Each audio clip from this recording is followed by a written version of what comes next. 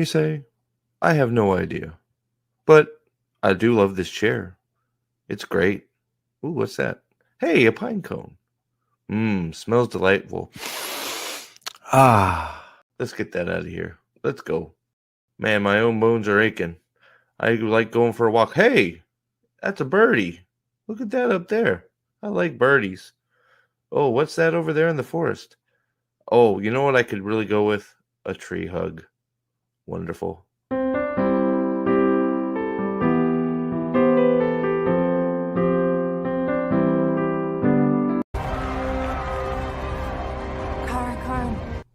Carn! Hello, and welcome to this early morning stream. That I Sorry, it's my sort of fault. is impromptu. Pip twisted my arm. What can I say? But yes, here we are. We have watched. What the heck?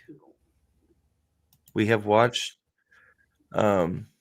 episode 4, and yeah, I didn't intend to, so I'm not sure. At least intend to do it this way yet. So bear with me, and I'm not sure how long we'll go this morning, but me and Pip sat and watched it together, and in Discord, and I think we have some interesting thoughts. Pip, so how you doing, man? Yeah.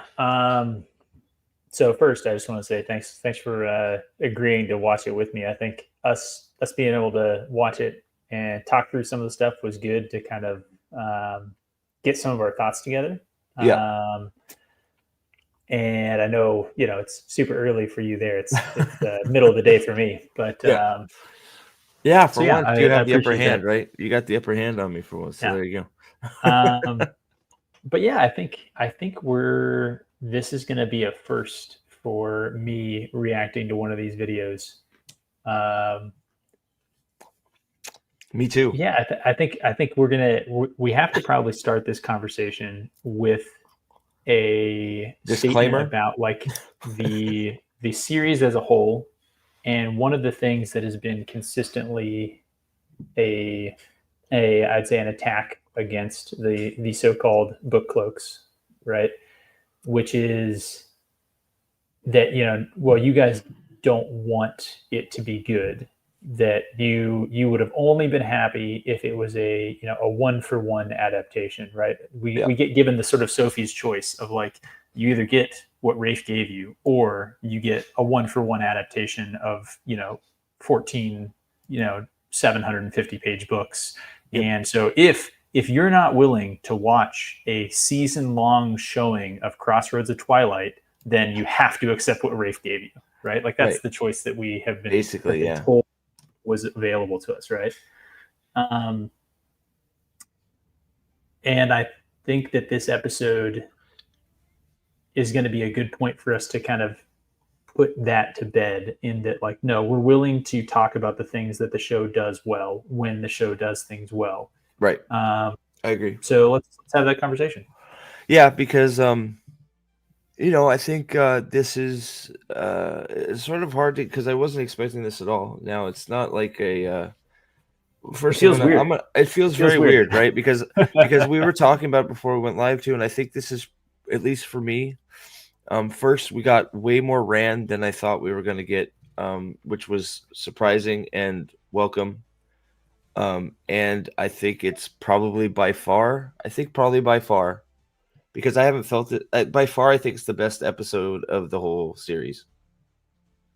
Yeah, I mean, I think so. I would say yes, I agree with that, but I think it should be stated that like the bar for that is so low. It's very low, but so, like, and so I don't want to oversell this, yeah, right? It's not like it's yeah. So look, it's not like there's not issues, right? Like there's still plenty of them, right? But and we're going to talk about those. Yeah, but it's like, and it's not like, oh man, it's not like that. But it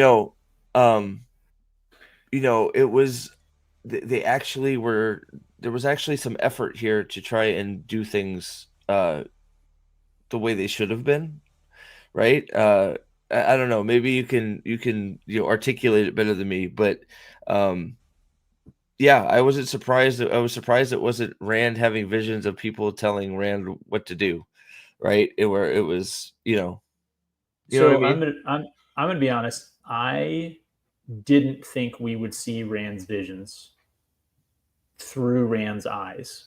Right. I Right. assumed that we would get somewhere between basically the Egwene accepted trial that we got from her 2 episodes ago or last episode, right? Where it was Mhm. like a 10-second clip and then a cutaway, and then it's like, oh Yeah, yeah, things happened, and like we're just moving on. I yeah. didn't think that they'd actually devote an episode mostly to Rand, which is It's a Rand you episode. know It's wild. this is definitely the first episode where he's actually, in terms of screen time, actually been the main character, Yep. which is a crazy thing to say 3 seasons into the show. Yes. Um, Yes. the other thing is there was actually some stuff that was within his screen time. There was actually some stuff that was done fine, like Yeah. and I think the main meat of the episode, right, is going to be Rand's visions. Yeah. Um, 100%. so we might as well talk about Rand's visions first, Well, because I think that well, honestly. Oh, well, sorry. Yeah. first, no, no. And first, it's one of those things. I want to say it's like, well, we're, you know, it's like we start right. The first 5 minutes is, we have something sort of like Rand's discussion with Lan about the flame in the void. It's like, well, finally, why wasn't that in season one? Right. That's where we should have been there long before I had the flame in the void discussion. And it's Rand talking to Lan. I'm not really, Lan, smiling and being, quirky. I'm not a real fan of that, but it's one of those. The conversation itself is fine, and then it's like the show can't help itself. We go into Avienda girl bossing Lan in a fight. It's weird. It's sort of like fighting with itself this episode, because like you also have the Age of Legends stuff that happens later, and they get in the horse, and of course, I'm not sure how Rand is going to have ancestors if the ancestor Yeah. he is there's embodied as a gay man. It's like there's two it's points sort of actually where weird, right? Rand's It's like line what the should have hell, ended. right? It's like yeah, it's like how do you have more descendants if you know your descendant is in a gay relationship? It doesn't work. uh why have you chose to do that? Just it's like you can't help yourself, so just it's like don't just why don't do that stuff. It's very weird. But yeah, so go ahead. You wanted to I interrupted you, so um yeah. Well, I just wanted to say that I think one of the comments there by Russell saying, Oh, who would have thought staying pretty close to the books would make for a better episode? And it's honestly, I think that the first thing that we should say when we say that this is the best episode of the series, this is the best the show has been, right? yes. Is that this shockingly, I am shocked by saying this after watching it, that this actually is the closest to the books Yep. the show has been. Um, Agreed. and I think that makes it obvious that what we've been saying the entire time is correct. They're like, hey, if you guys had stuck to the story was actually pretty good. You Yep. guys had something good to base your story off of, your show off of, right? Yep. Um, Well, so anyway, the glass columns, that sequence, right? Um, as a way to describe what this episode does right, they actually have Rand showing up at the glass columns. They have Coolid in there. He's suffering as Rand's going through it. They add something that the book doesn't have that I think was actually a fine addition, which was bodies oh of wait, you mean people who had Couladin's brother? Did you failed. say Couladin or Couladin's brother? Sorry, you're right. Muradin. Right. Thank you. Yeah, Um, Moradin is halfway through the columns as he should be stuck. yeah, He's stuck in the middle. and There's he's bodies on the gouging his floor eyes out. of past clan chiefs or whatever, or past potentials that didn't make it. Yeah. So there's some stuff there. I think the glass columns look a little. That's not the way I would have depicted them, but it's fine, right? I'm a lot less concerned about like the visual choices Yeah, than, for example, I think the costuming for the IEL flashback visions, they did like rubber face masks on him to like change yeah, his appearance a little bit. A lot of times they looked really bad. yeah. Um, for the wig budget being what it is in this show, some of the wigs were still atrocious. Um, but he goes back Yeah. in roughly a book accurate sequence of events. I mean, they're combining some of the visions from the books. They're changing them a little bit, especially the last one, which featured Lanfear pretty prominently.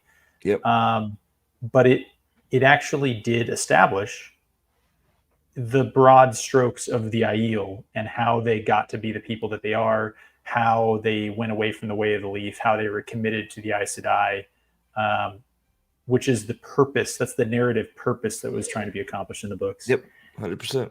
And so this is the first time that I've watched the show, and there's been a sequence that is more than like a few seconds, like literally less than 30 seconds, where I'm like, this is actually somebody who's trying to adapt both thematically and narratively something from this series. Right. Yeah, I agree. Yeah. No. So how well did they do it? I think that people can argue about it, but at least they tried. This is a good faith effort, and it landed. There you go. Stuff. Yeah, good faith. I think that's the main thing to say. Is it was a good faith effort. We would there's stuff to discuss, right? Because if whether we like what they did here, we like what they did there, right? But in essence, if there was an effort to actually follow the through line, and when I think what Frederick asked in relation to the books, it is I can't put a number on it, but it is probably the closest we've got to a book accurate episode. Now there's of course issues. There's stuff that's not there, stuff I don't agree with. But degrees, we'll see what happens in the next few episodes. Like I'm not really sure. Calendar, I'm not real sure why they're making the decision to just not happy about that. Not why they're changing Calendar from the interesting Tyrion girl that it is, or song girl that it is, to just the Choden call. I'm not sure what not sure why that decision has been made. But I think it's a mistake personally. Let's see, what the Avienda fight at the beginning was a joke. Lan should have never even engaged. Lan should have just laughed by her and said, thanks. like no, I'm gonna keep my sword. Fuck off, right? And if he did engage, he should have just wrecked her, right? So, good night, dude. Yeah. Sorry. my voice is shot again for some reason. But so yeah, go ahead. I was just gonna say, I think I talked a little bit about my thoughts on that sequence that was good, and I just want to summarize and say that to the people who have been saying, oh, you guys are just haters, you never wanted to see it in the first place, this, that, and the other. I think that the sequence, I'd say this episode as a whole, to some extent, and probably definitely the sequence of the crystal columns, right, the glass columns, if that was the quality of effort in adapting this series we had gotten in season 1, there probably wouldn't be a Whitecloaks, right? Not to the degree. Complaints? Not to the degree it is. There might, because I truly believe that we're at this point where you say anything bad and people get up in arms, right? There's still stuff that is not right and stuff to talk about, in this episode. But I agree overall that if this was the effort put in to try and be, to try and put the book on the page in some aspects, that the nature of our complaints would be completely different. So you make a good point that I'm overstating it when I say there wouldn't be a Whitecloaks, because the Whitecloaks started not because the show was bad, but because the ecosystem, specifically around Reddit and things like that, refused to let you say the show was bad, right? Right. I mean, look. I real quick before as long as that was still the case. Yeah. Sorry.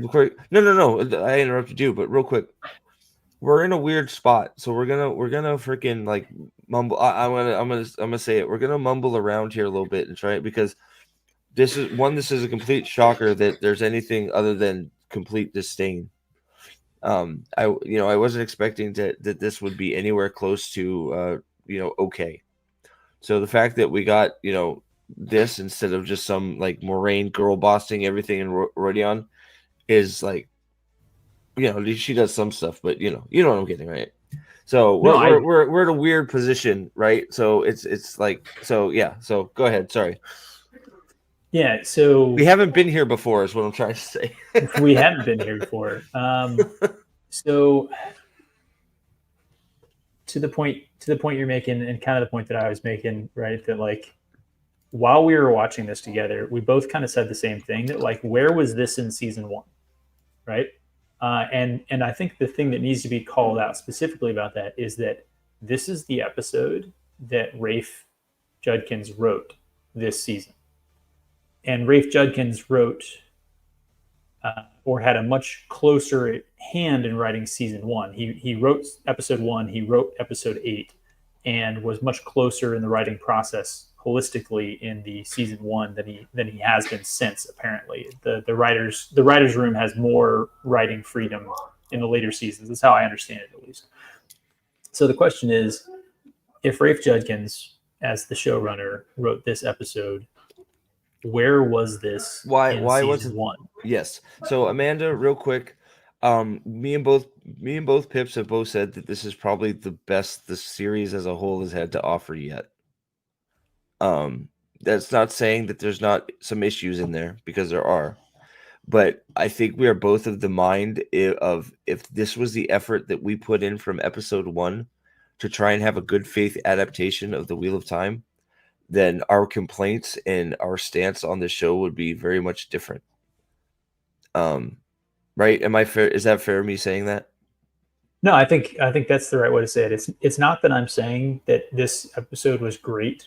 It's not that I'm saying that this episode like does everything right. And I think we're struggling through getting these thoughts out of the way, because I think that we both recognize that it's important to have the sort of intellectual honesty to do what our detractors say that we can't do, which is to say the show did some things right, and that needs to be acknowledged, because ultimately all of us wanted from the start of season one, or even before the show actually started when it was originally announced, all of us wanted the show to be good, right? Yep. um, so you have to do that when Yep. they get it right. But we're Yep. also simultaneously like confused as to why episode 4 season 3, written by the showrunner who's been in charge the entire time, like why is this the first time we're getting an episode that It, focuses on the main character and tells yeah. the story that Robert Jordan wrote, and even in It's even a passing way? it's one of those. It's puzzling, and I was having a hard. I'm still having a hard time sort of processing it, because it's like because I'm sort of like I'm shocked.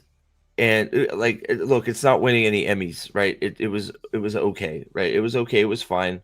I was, there were points where I was like, okay, that was good, right? Um, but it's like, okay, if you are able to do this, why haven't you? And then that's when you start getting, actually, at least myself, I start getting upset and angry, because you're showing me that you can, if you wanted to, do some of the things that you should be doing, but you're choosing not to do it. Why? And then we see stuff like, the show basically answers it for you. We see, there's two of the visions while he's in the glass column. He's made into a gay man for reasons. It's like, look, why? Like, it's like, you're supposed to be going over his lineage. It's hard for him to have a lineage if there's no parentage. So why have you chosen to do that then again, right? So it's like that, and yeah, it's those moments that sort of start ripping you out and start going, what like, so we're back to the bullshit that is, right? It's one of those. It's very weird. It's I like, it's you showed you're if I capable can of doing the right thing, and you just have chosen not to do it. if I can offer one point of caution on that concept, right?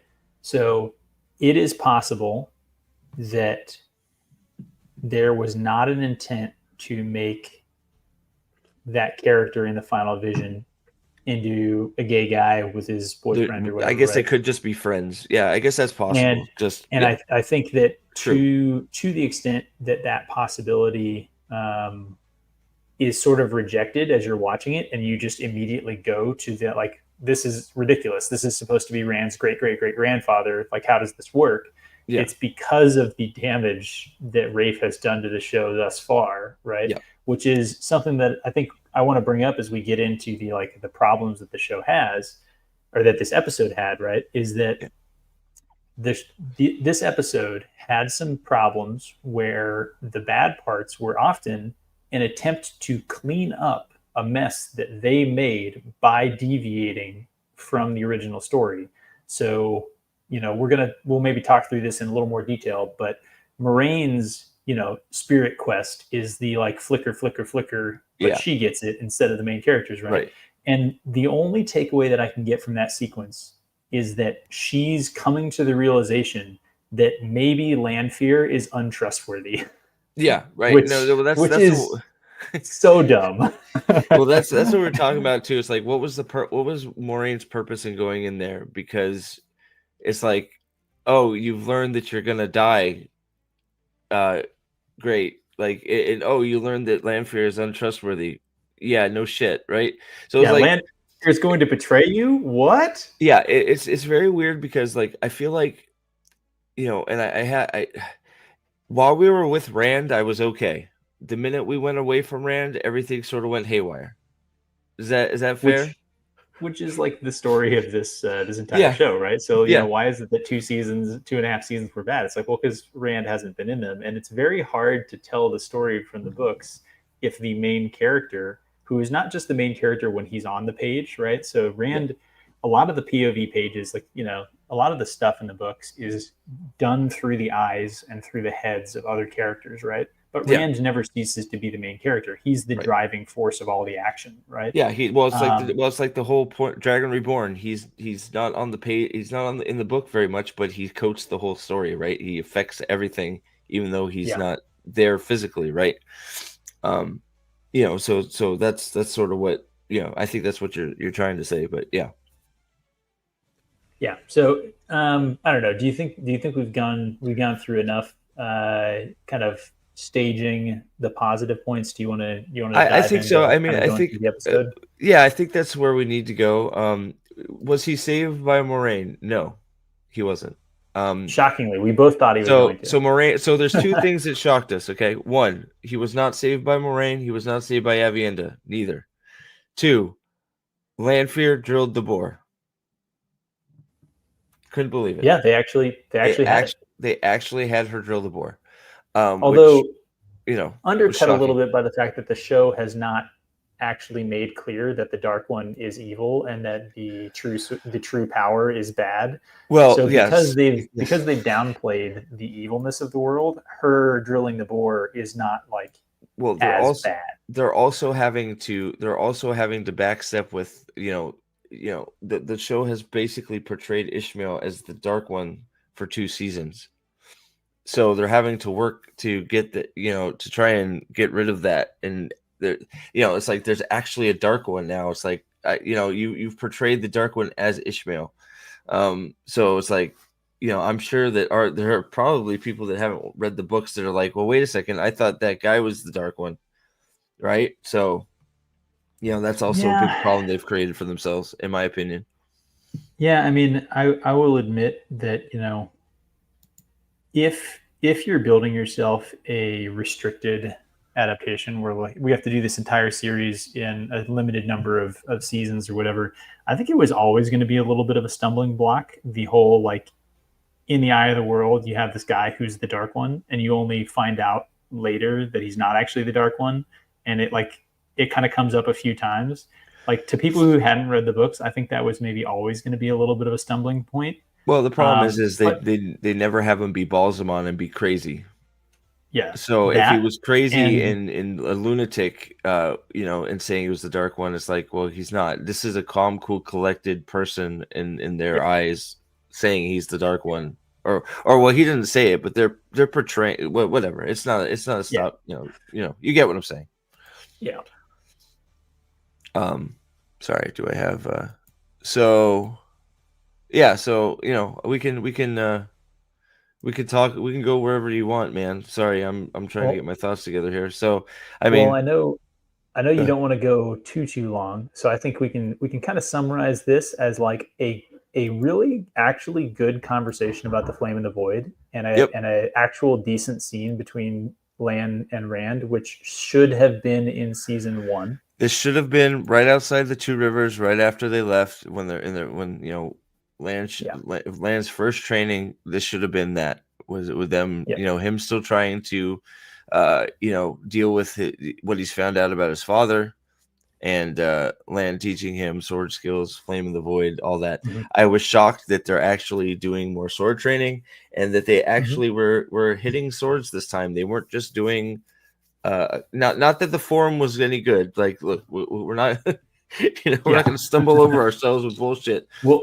The sword we'll let forms, Chad do the commentary yeah, on that. the sword fighting didn't look great still.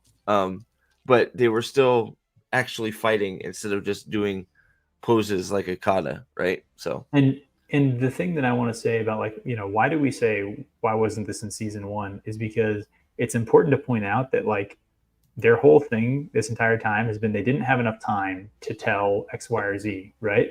But the issue is, by not having this in season one and having it in season three, all the time that they needed to spend on this in season one, they spent anyway. Right now, they're literally spending the time that they said that they didn't have time for. They're spending it in the show anyway, right?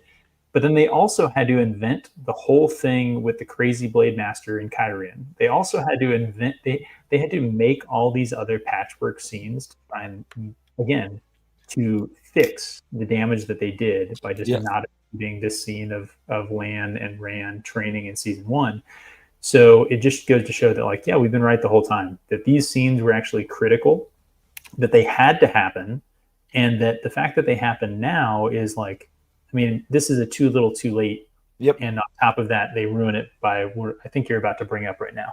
yeah. Well, they ruin it because, well, it's, we don't get to actually see them sword train. It's from Moraine's point of view. Moraine is watching them. Egwene is watching them. And it's actually, like we talked about, it's actually a Moraine scene, not a Rand and Land scene, because Moraine is just helicopter parenting Rand. Um, and I guess, I don't know, because she's got nothing better to do at this point. Like, training Egwene or something wouldn't be a good use of her time, because Egwene is perfect. Like, um, you know what I mean. It's like, maybe make some use of your time here, and Yeah. train the girl that you know hasn't really trained at all. She just went and stole an Aes Sedai piece of memorabilia, and hmm disrespected the Amerlin, and then took off. Maybe you should train that girl. But I, instead we're just gonna watch the boys train. I also think that this scene is actually a perfect um, sort of microcosm of this episode and the entire series, which is that the show was doing something good for a couple seconds, Rand and Lan, right? Yep. And then it remembered that Moraine is the main character, and Yep. it swung back to her point of view. And now the scene is weakened and it's made worse, right? And so the Moraine perspective injected into a scene that should have been about Lan and Rand is actually what breaks that scene. And Moraine's part in this episode is the worst parts of the episode. It's what Yes. breaks the episode. Hundred And then percent. Moraine's part in the series is what has been breaking the series for the past two and a half series So yeah, so seasons. that's it's. I'm glad that you yeah, because that's exactly right. It's one of the things we talked about is, um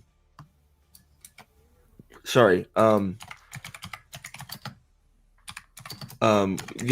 for most of the episode, if we were with when we were with Rand, we were doing okay. But then the show remembers that Rand is not the main character, and we go away from Rand, and then we're back to not some nonsense. Um, Yep. there just happens to be more Rand in this episode. Yeah, sorry. Yeah.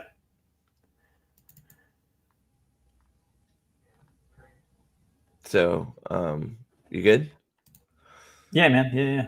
I just know you said we're on a time clock here, so I figure I'll No, no, we're okay. let We you can. drive the No, no, points you want no. to talk about. No, no, it's okay. You go ahead. Like I'm not. It's just I may have to step away to take her to the bus, and then I got to get East on the bus. That's all later. So we're okay. I just may need to step out here for a minute and then be back. That's all.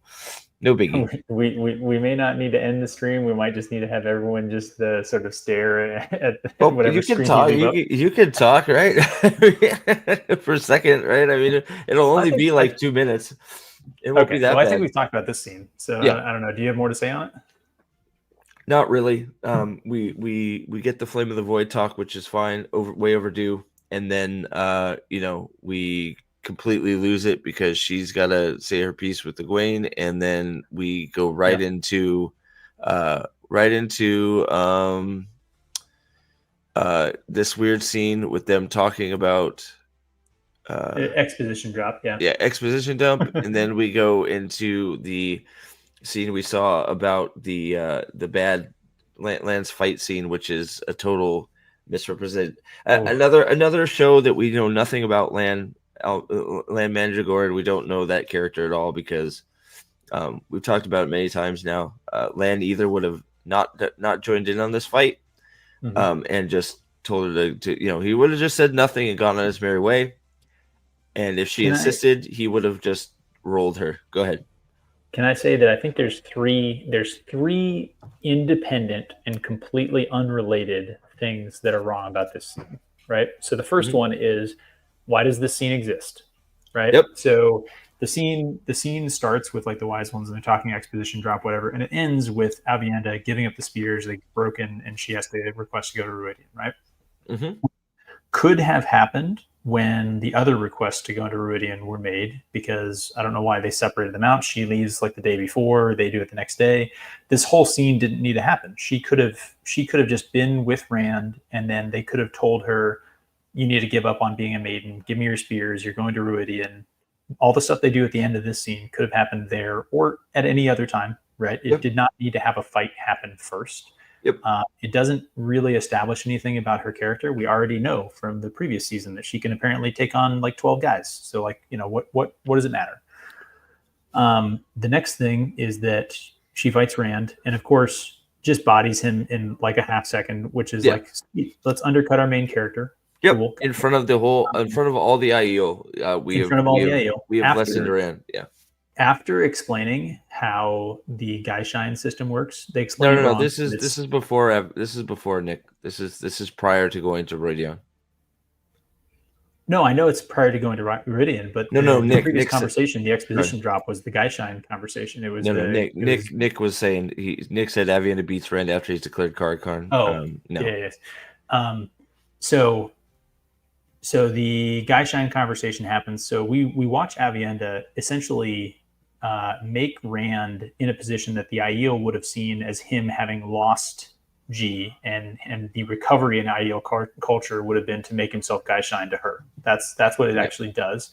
And she touches his sword. She grabs his sword and throws it away from him during it, which is a huge no-no, right? Yeah, let me see if I can. Yeah, he grabs it. Like, yeah, I haven't recorded this myself yet, Yeah. so using and Amazon's player.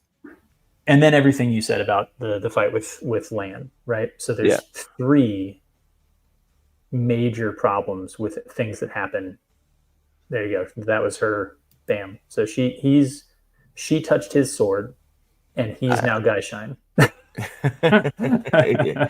Well, according to their rules, right? You get touched, your guy shine, right? So yeah, so we've brought down the Dragon Reborn several rungs in front of many IEO. In front of Ruark, yeah. Yeah, and Ruark too. In front of Ruark too, exactly. So not good. And then we break the spears in half. We do the double knee. The fight is terrible. We'll look at the fight another time. Somebody in our Discord chat brought up that when she hands over the spears, she reaches behind her back and just grabs the spear by the blade to pull it out of her little back thing. There's so much of that happening with sword hand and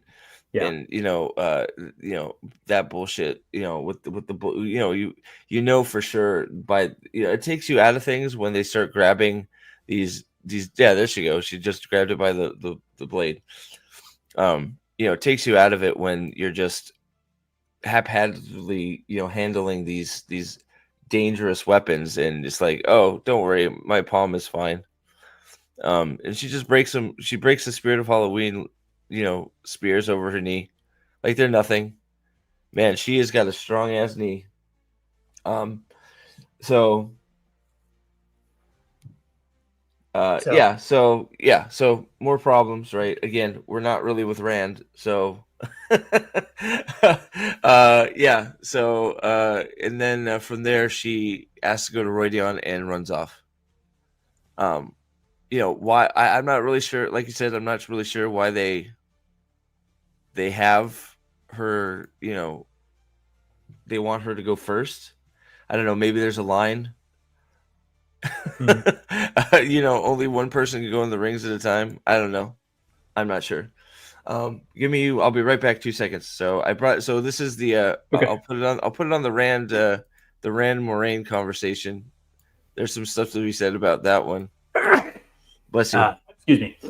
I'll be right back. Yeah, I think Amanda in the chat brought up the idea of breaking her spears. That one, that's from the books, right? Her spears get broken.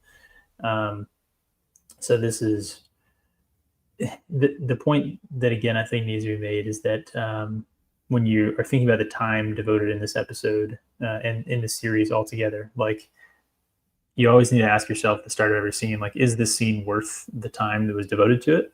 And that last scene took, I don't know, a couple minutes, not much time in the grand scheme of things, I suppose.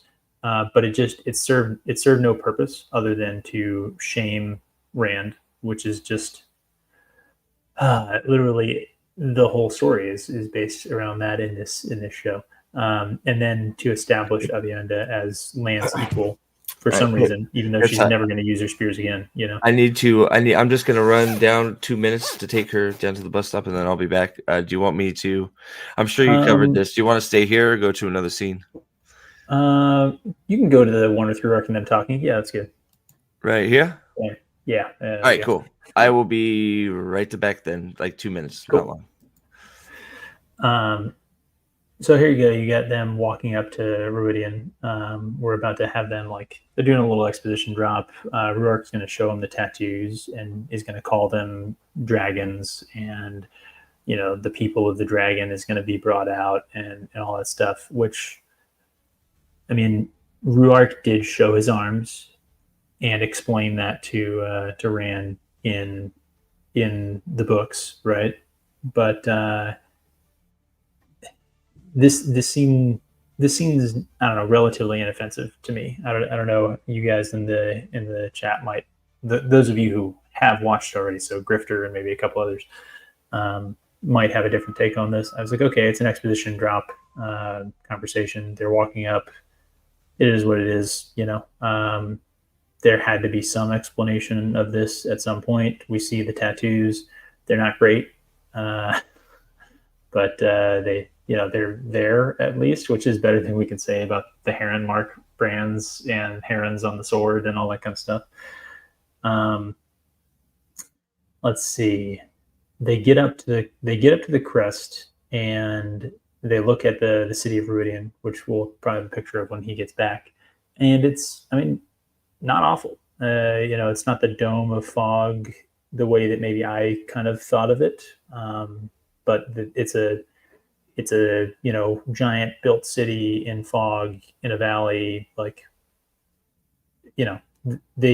it's better than we've seen Tarvalon, and it's better than, honestly, most of the depictions of cities so far. So relatively low bar.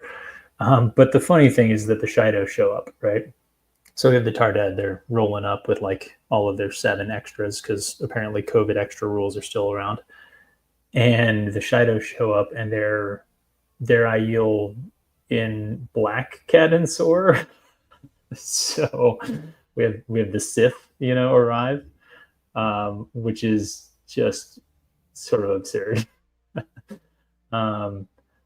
Let's see. Grifter saying, let's see. She says that in a scene. go and runs off. Abby goes in first alone. So yeah, she does in the show here. And then it's why she gave the spears to the wise one, accepting that the wise ones told her before she went looking for the car. Yeah.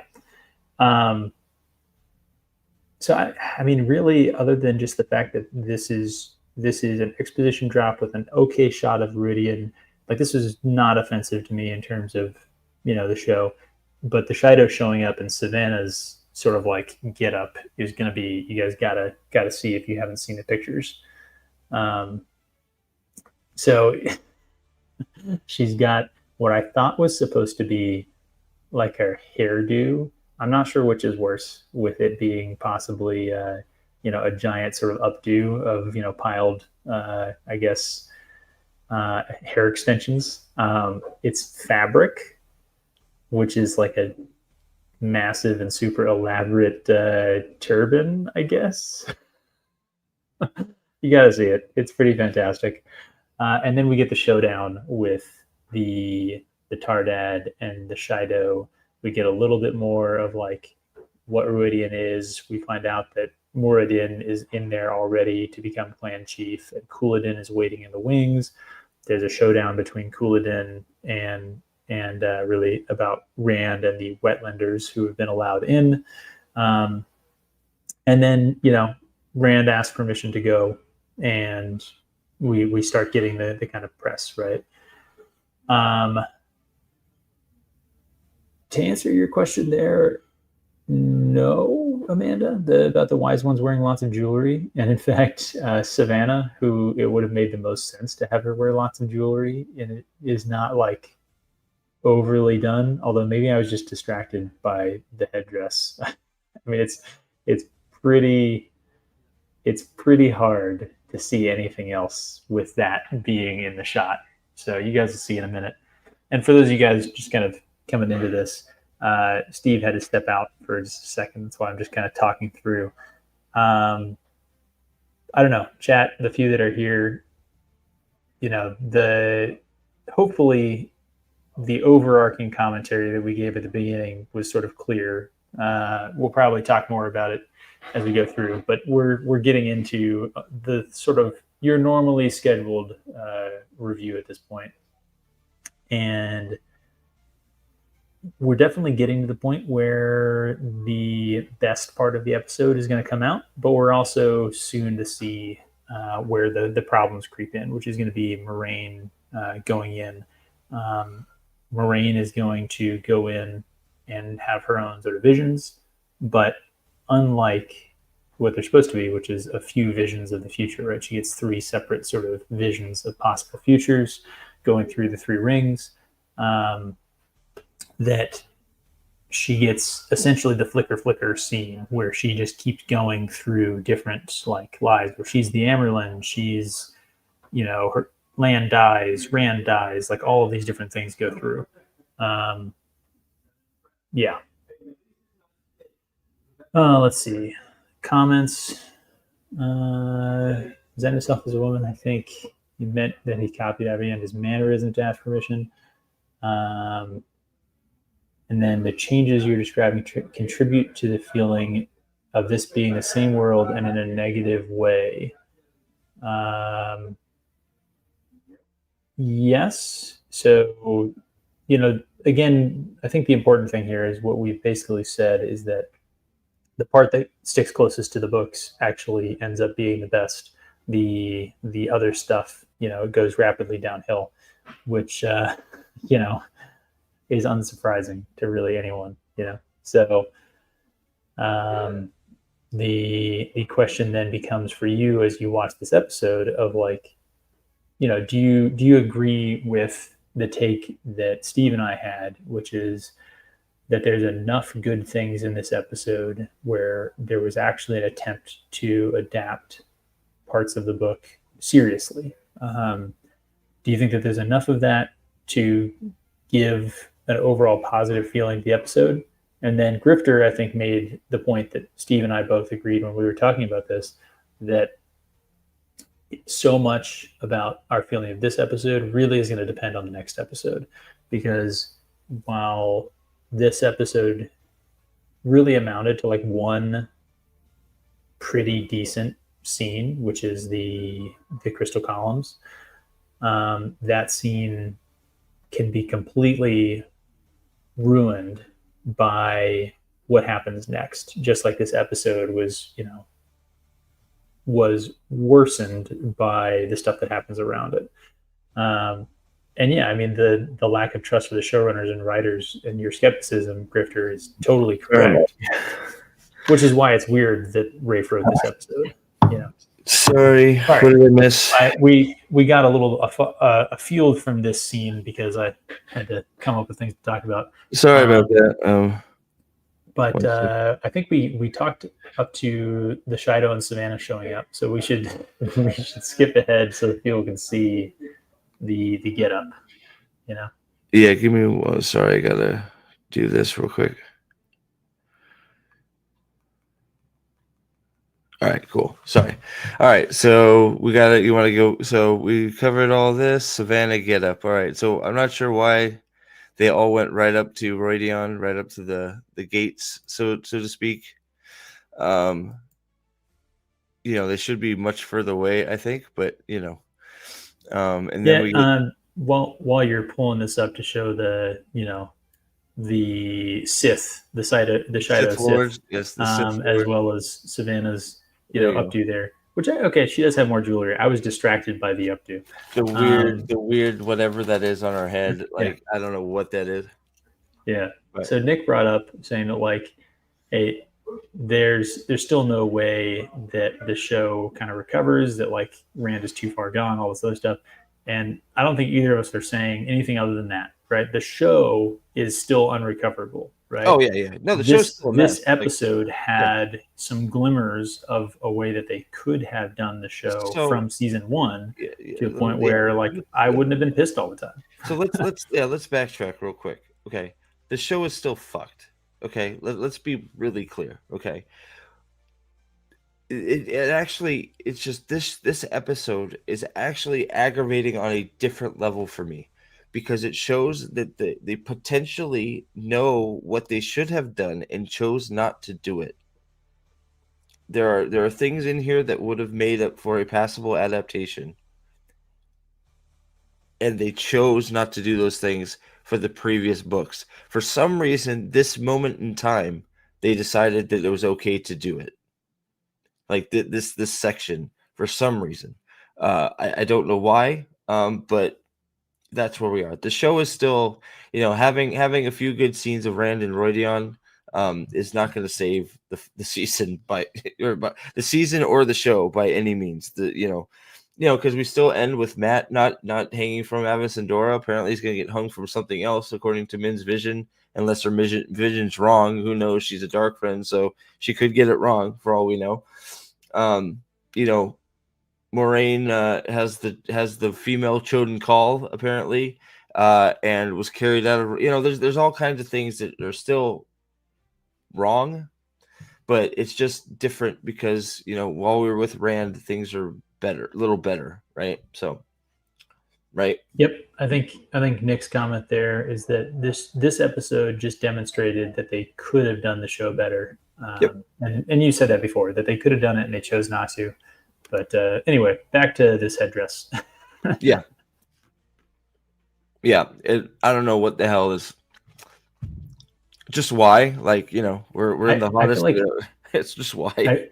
I feel like people who say that the costume designing in this show is so good, you should just show them this picture and be like, explain this to me. Yeah, well, that's also the other thing. You have weird costuming still. The costumes are still weird. We have the Shido, of course, are wearing black and they're Sith Lords because, they're evil. The Shido are all evil. Of course, oh, shoot. Oh, the music is still as bad as, if not worse than ever. Yeah, I mean, we were both saying that throughout watching it. I've said it, I mean, for 3 seasons. I think you've said it for 3 seasons, is that the show is so conscious of how weak its writing is that it tries to just overpower with this melodrama music, and it just the obvious split between the level of like epicness of this music, which is stylistically odd, but like you can still recognize what they're trying to go for, even though it's like weird, like vocal chirping and stuff like that. It's weird. But it's like this, big grand musical number thing, and then such a tepid script that you can't help but have it like rip you out of the scene, and it makes you laugh most of the time. You're just like, what is going on with this sound score? Yeah, it's just like they do some like it's just weird every time they do something. It's like woo. Yeah, I don't know. I can't even like copy it. Yeah, The sound design is just it's not even just the yeah. music. The sound design as a whole is just totally off. I do like Couladin being the Complete true asshole. Yeah. Aiel in the Yep. background I with actually think a mask on. I actually think Coolidge, the guy that is Coolidge, portrayed him rather well. Yeah. Which he of course gets put in his place in short order. Yes. Oh shit. Sorry, dealing with too many things at once. That's all right. Do we want to move on Yeah, and sure. Let's move I don't know on how much to. time you have to keep No, going for this I'm stuff either. managing So right you now. got I got Easton has to be. I got about another hour, and I think we're good. So, oh okay. so let's see here. So we're talking in the hut, This is and Rand asking to enter Ruidian with his arms right. out like that. Yep, He's asking, so he does that. Coolidge, of course, is doing Coolidge things, so that was okay. Saying that Rand should be here, obviously, and holding his Coolidge stance, so that was okay. That was fine. And then let's see, they tell him to fuck off. Mm-hmm. Oh wait, did I miss the part where she shoots when the wise one shoots Yeah, he Coolidge? gets he gets knocked onto the ground. Um, He why? draws his knife to go after Rand for daring to request permission to enter Ruidian, and Right. then the wise ones, Hit him with the one give him a pound. little Hadouken, and Yeah. That's right. That's actually a good. That's a good description. Give him a little Hadouken. yeah, And just like a little one. yeah, and then Savannah doesn't. Even though she's a wise one, she doesn't participate in any of the wise one stuff. Yep. And I did laugh when Egwene's like, "I'm going with Rand." That is potentially the highlight of the show when she gets put in her place and told that she has to stay home and stop ruining the story with her Yep. presence. Yeah, it's like Um, I'm going with him. It's like, no, shut up, get the fuck out of here. I was like, you know how in the yay, books the like redeeming character quality for Elaine is that she once slapped Egwene in the face. yes, yeah, I do remember that. This is the redeeming moment for this episode is that metaphorically Egwene gets slapped in the face.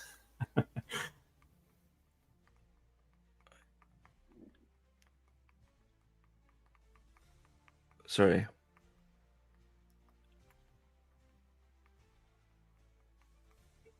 So there's just the back of that headdress, which is actually worse than the front, if I'm being completely honest. Damn. What of her? Is it her head? Oh yeah, shit. What the fuck? That's awful. It's like she balled up a rug and put it on her head. With this costume department, that's probably what it is. They found it on the floor, balled it up, and threw it on there. So, yeah. So we go. Can't So, cut into the hookers and blow money for costumes. let's see. Wolf Dream. By the way, Min is my least favorite character in the show. I don't like that they had what they've done to her, but she isn't a dark friend. Yeah, she sort of is. I mean, she was working for Ishmael, so I guess if Ishmael is dead, that now cleanses her of doing all the bad stuff for Ishmael. I mean, I don't know. I don't know how that works. But Yeah, I'm not really sure that whole scene had I a lot mean, of problems. But I that mean, was the previous episode. So, technically, Moraine's working with Lanfear, so I mean, which brings us right back into why do like what is the reason that Moraine has to go on her vision quest and get all the flickers and find out that Lanfear is untrustworthy? Yeah. Only because they had previously established that Lanfear was trustworthy for some strange Yeah. reason. If Why they are had we never done trusting the that, devil? Yeah. then Why we are we wouldn't trusting the be devil? wasting. Yeah. Yeah, I it don't was know. just I don't yeah. know. It's Weird. it's the it's the why is Matt posing for pictures with the horn only to get dressed down by the Amerlin all over again, right? Like Yep. like you wrote that in there. You could have just not written that in there. Yep. Oh yeah. This is when, of course, we get the knife thing, which is, we give all we went over it a little bit last night, and when they released it, that when they're asking to go in, they tell him to take all his weapons off, and of course, Moraine, for some reason, even though Yeah. she can channel again, has well, I think it was at least four knives. I do like that Rand just looks at it and is like, "What the fuck is wrong with you?" Yeah, I got nothing to add that you guys didn't already say. This is, done better by Gimli in the Two Towers.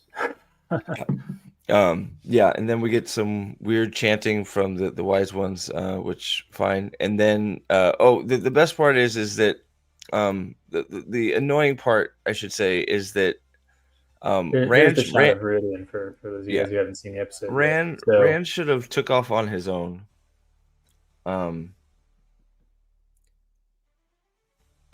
Rand should have like even if Moraine requested to go in, go in too. I think Rand should have just taken off and gone on his own. I would have preferred that than them walking in together. But here we are. yeah, Right? but we needed Moraine to be there to lore drop Avendasora, right? Yes. Yeah. Well, we get So we get what the huge exposition dump. Let's see here. We get the credits, and then we get the outside shot. Wait, no, we don't get quite the outside shot.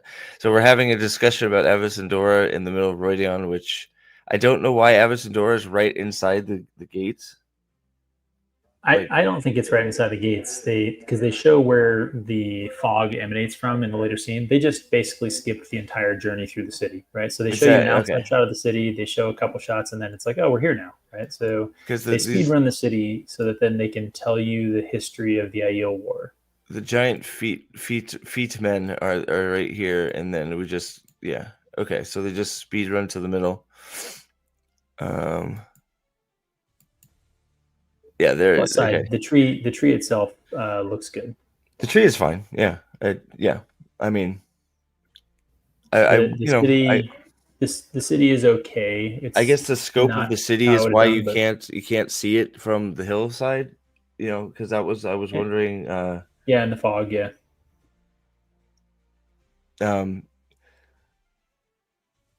It's not the time. Sorry. So if they just skip to it, so there's the entrance. So they edit it weird because you get the shot of the entrance and then you go right to the tree. Right. So that's the entrance. I don't know that that's the entrance to the city as opposed to the entrance to from one section of the city to another. But I can see what you're saying. I see what you're saying. The reason I say that is if you go back, you see, looks like that is the entrance. Good point. Yep. Yeah. Okay. So you can see them down there. So I mean, poor editing is a hallmark of the show. Yeah. Yeah. So I think it's just some weird editing, or Avasandora is right there. I think you're probably right. That's just poor editing. That it's not there. It's just they just skipped all the parts of them going to the middle, I guess. But there. So there's Avasandora. It's fine. So it looks like a tree. Good.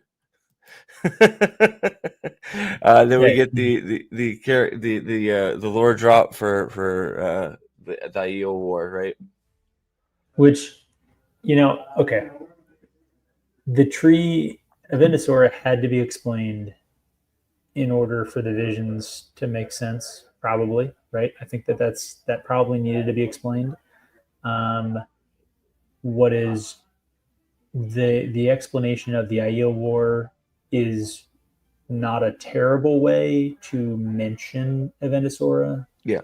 I think it didn't need to be this long, and my biggest issue with this is that it was the spoon feeding that happened. So instead of like kind of giving you a little piece of information and then you as the audience like thinking through it, it's very much the like, so the story gets told and then Rand is like, wait, so that means that my mother was on Dragonmount to have me because Layman cut down the Avendosora sapling, and so he's sitting there like stumbling through cause and effect, and you're Yeah, just no, like, it's weird dude, that yeah, just let yeah, you don't need to do all this. Just let like yes, of course. Like actions happen so you were born. Like that happens to everybody.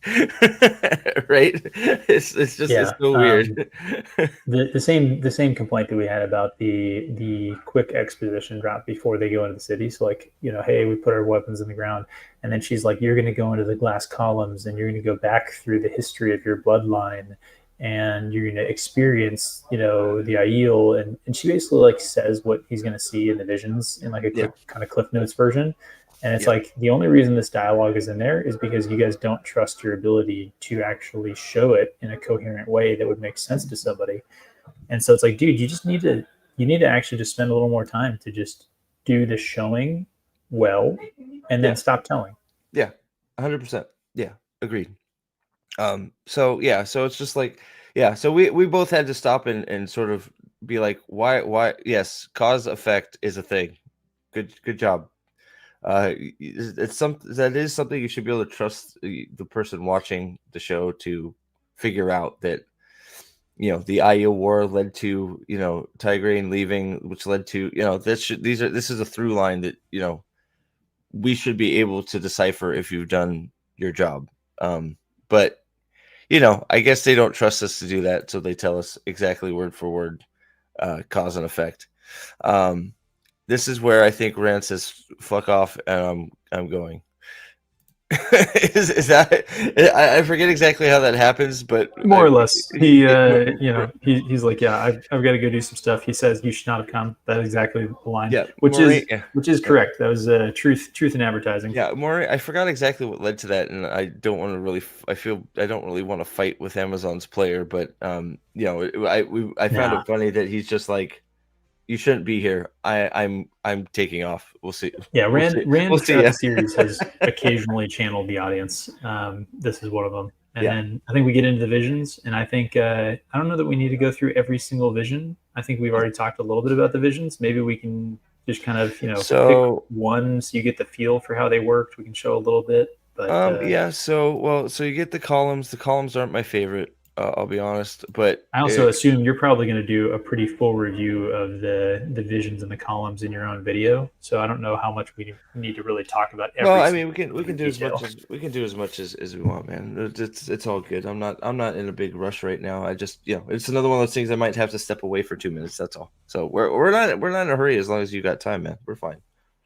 We're okay as long as you don't mind like me having to step out for 2 minutes again. So you could see more. Is it what's Couladin's brother's name? Sheesh, it's Moradin.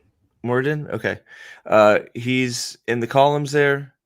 You can see him in there, right? Which is a good thing. Rand is coming up on it, and you can still see him in there, sort of like circling, I guess, right?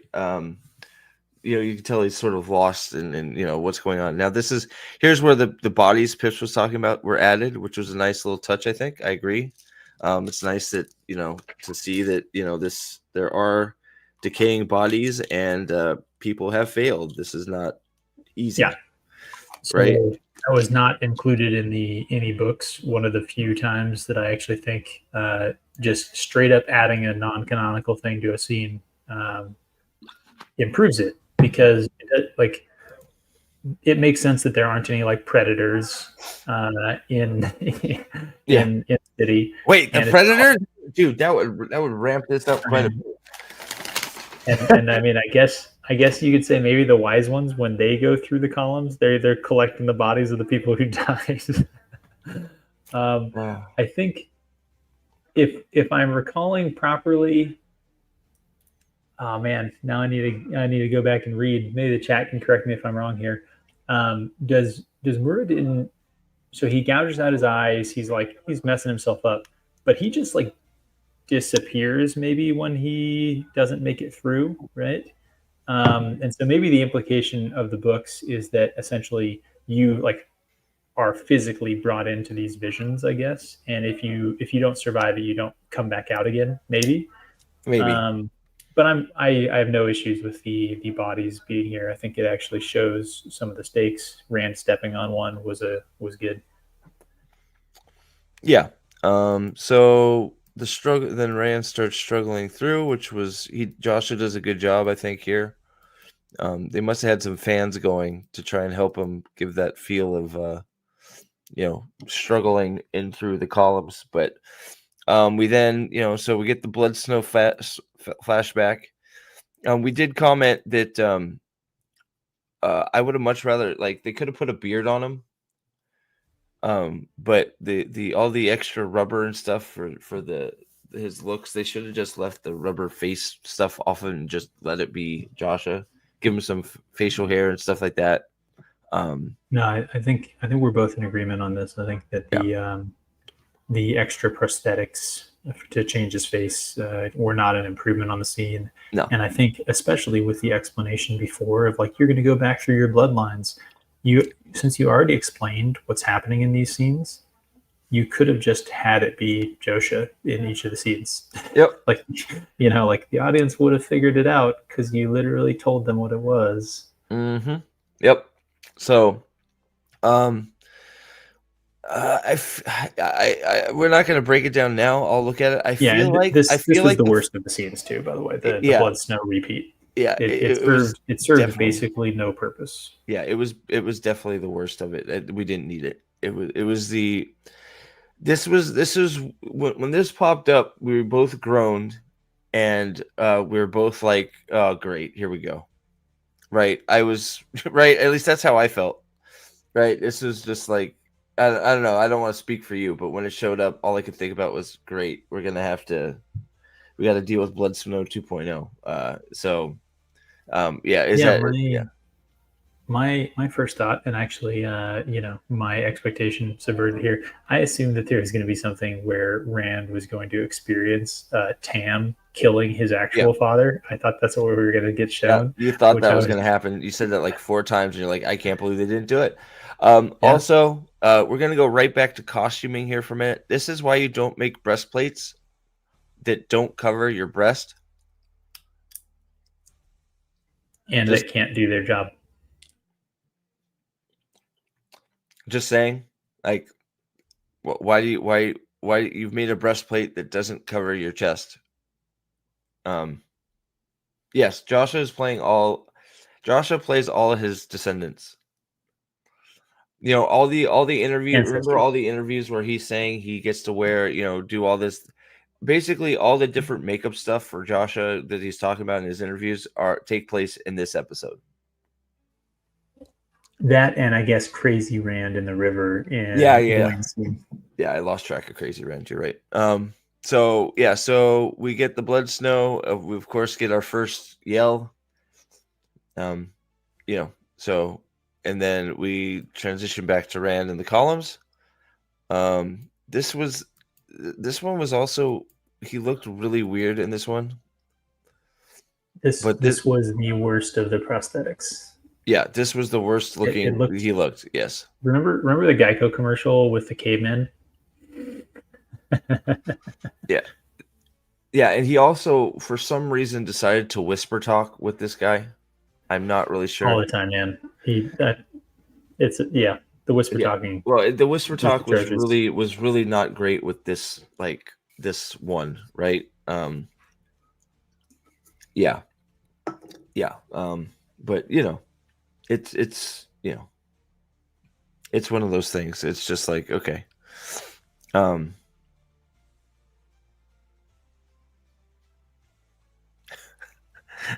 not going into the Blood Snow right now.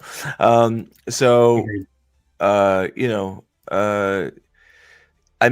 sort of curious if this special ornated spear is going to come back to haunt us somewhere. I feel like I was a little bit surprised that we didn't see it in like a really lingering close up in the wall of spears. Yeah, I was sort of And yeah, maybe I just missed it.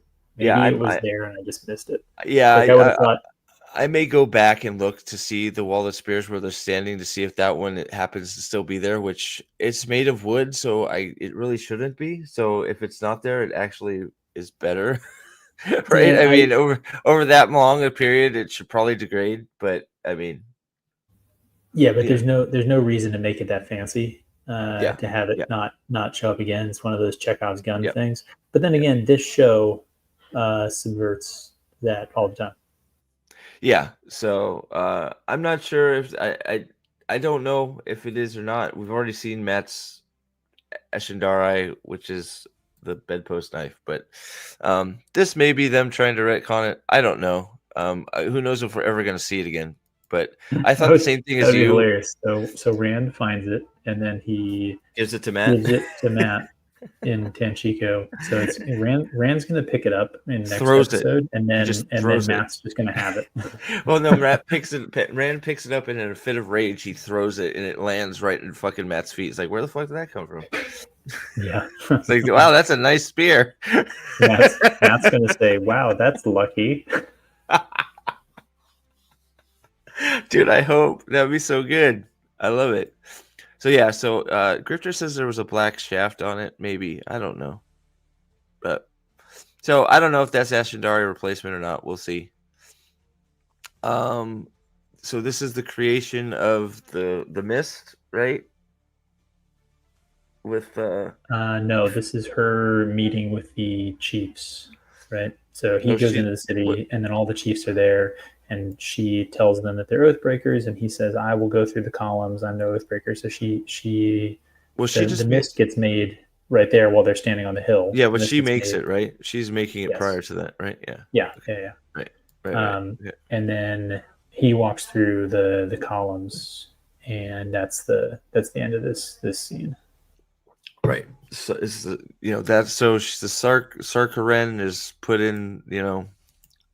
I really don't like what they've done with Kalendor and this thing.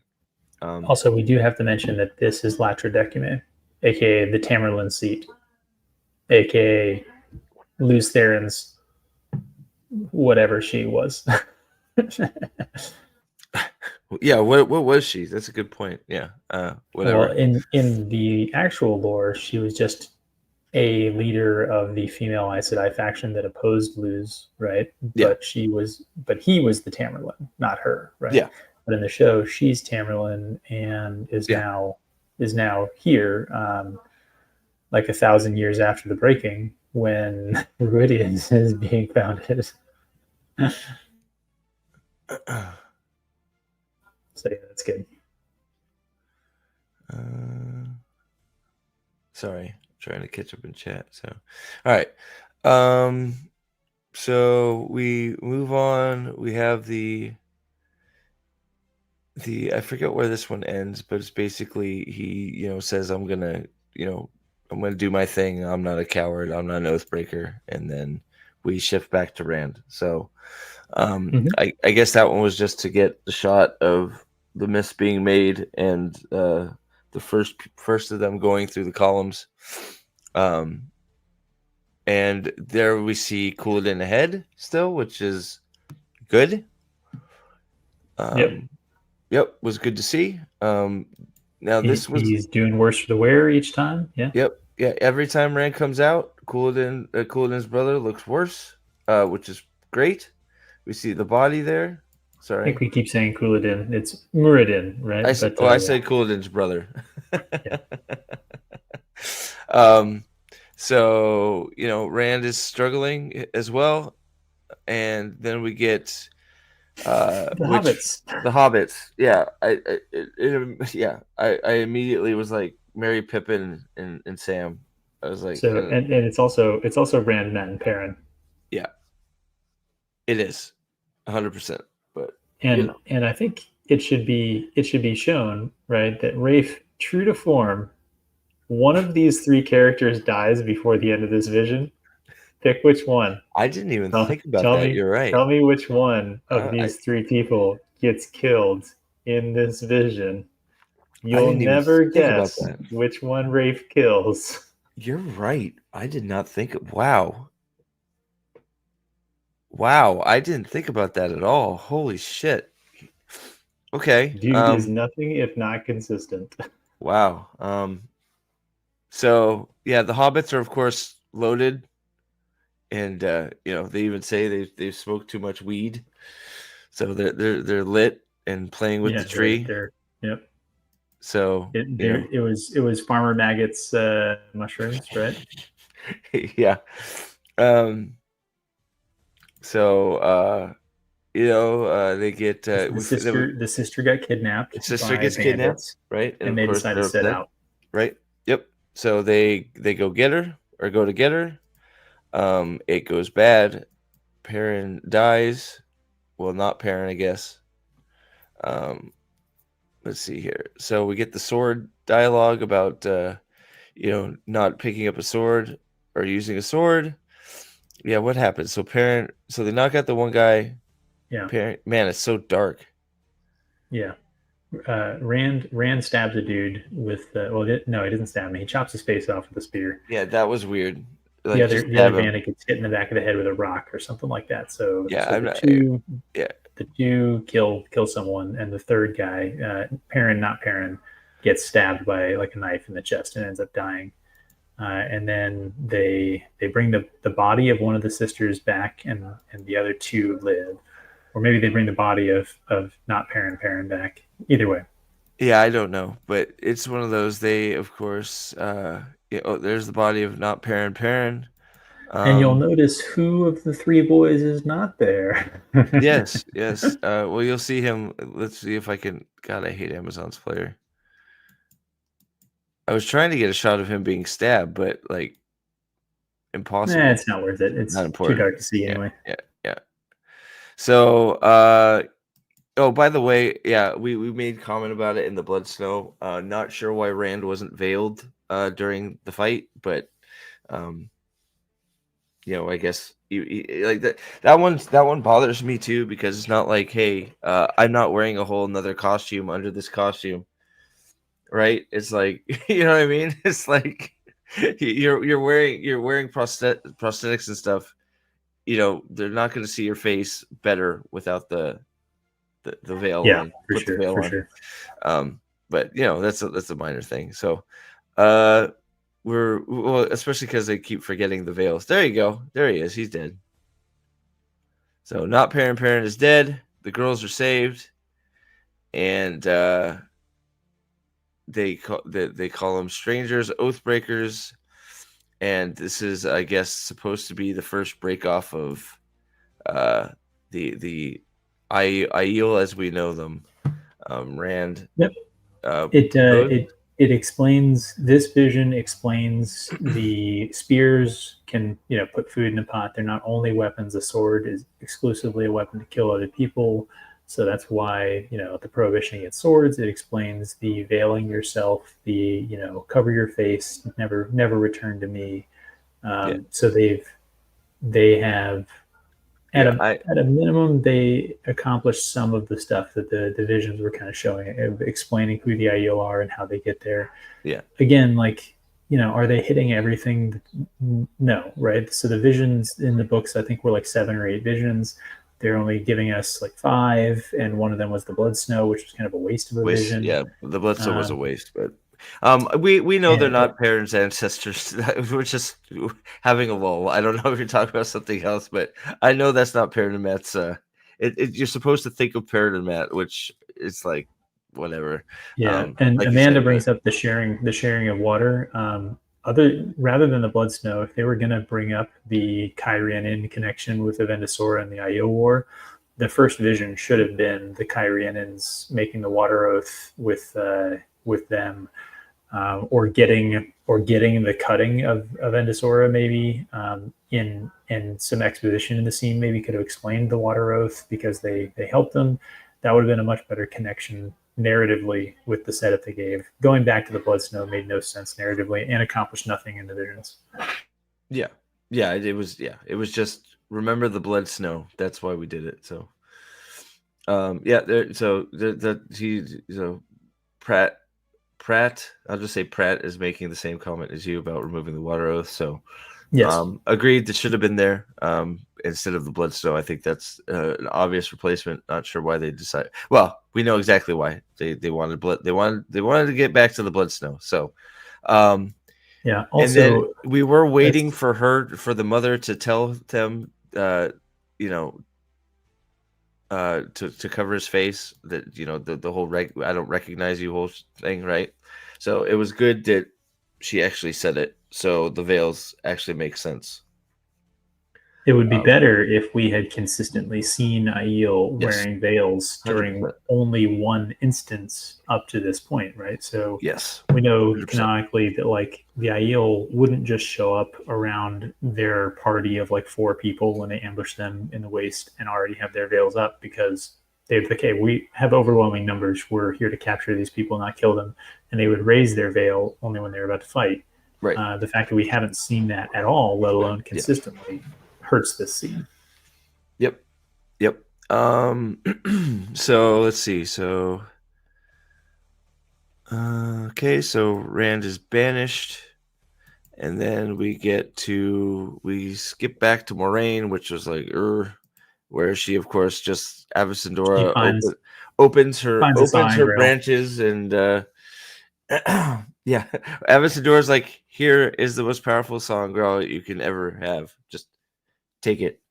Um, right? Yeah, It's like, okay, I guess Moraine is Latra reborn, not Egwene. I guess. yeah. Oh, yeah. Okay, Moraine is the chosen one, not Rand. So, we then keep going, and we hear Bear, and is it Melania? I don't know their voice. This is where we see Aviendha's floating Yeah, around in the rings. I'm surprised we didn't see Avienda's visions. I expected that we would get all of Moraine's visions and Avienda's visions and none of Rand's. So subverted my expectations twice in this Yeah, episode. I'm sort of surprised we didn't get any of Aviendha's, which was very surprising. I was trying to get a shot of her upside down, but I can't. Oh, well, that's her. Um, excuse me. So, so Aviendha is floating, going through her loop-de-loos, so to speak. I wonder if Yeah, she's doing a flicker, but they is probably didn't want to do her stuff because they didn't want to spoil anything. I guess, I don't know. eh, Want some mystery I, box stuff for Avienda? yeah. It'll be flashbacks in a future episode. We'll get to see all this. Yeah. Um, I feel like there's really nothing to say about Marines other than that it wastes No. time, that it's stealing the flicker stuff. And again, we already said it ends. So she sees all these different scenes of like her and Rand and Land and like the others. And it ends with just her getting killed by Landfear over and over and over Yeah. again in like various different ways. Yeah. And so the only thing that I can imagine in my head on like why the scene exists is just, oh wait, Landfear is bad guy, Yeah. It's which very is strange. It's very strange because, like, yeah, we just get scene after. It's like, oh, like it is literally. It's another stolen scene from Rand. It's Rand's flicker on the portal stones.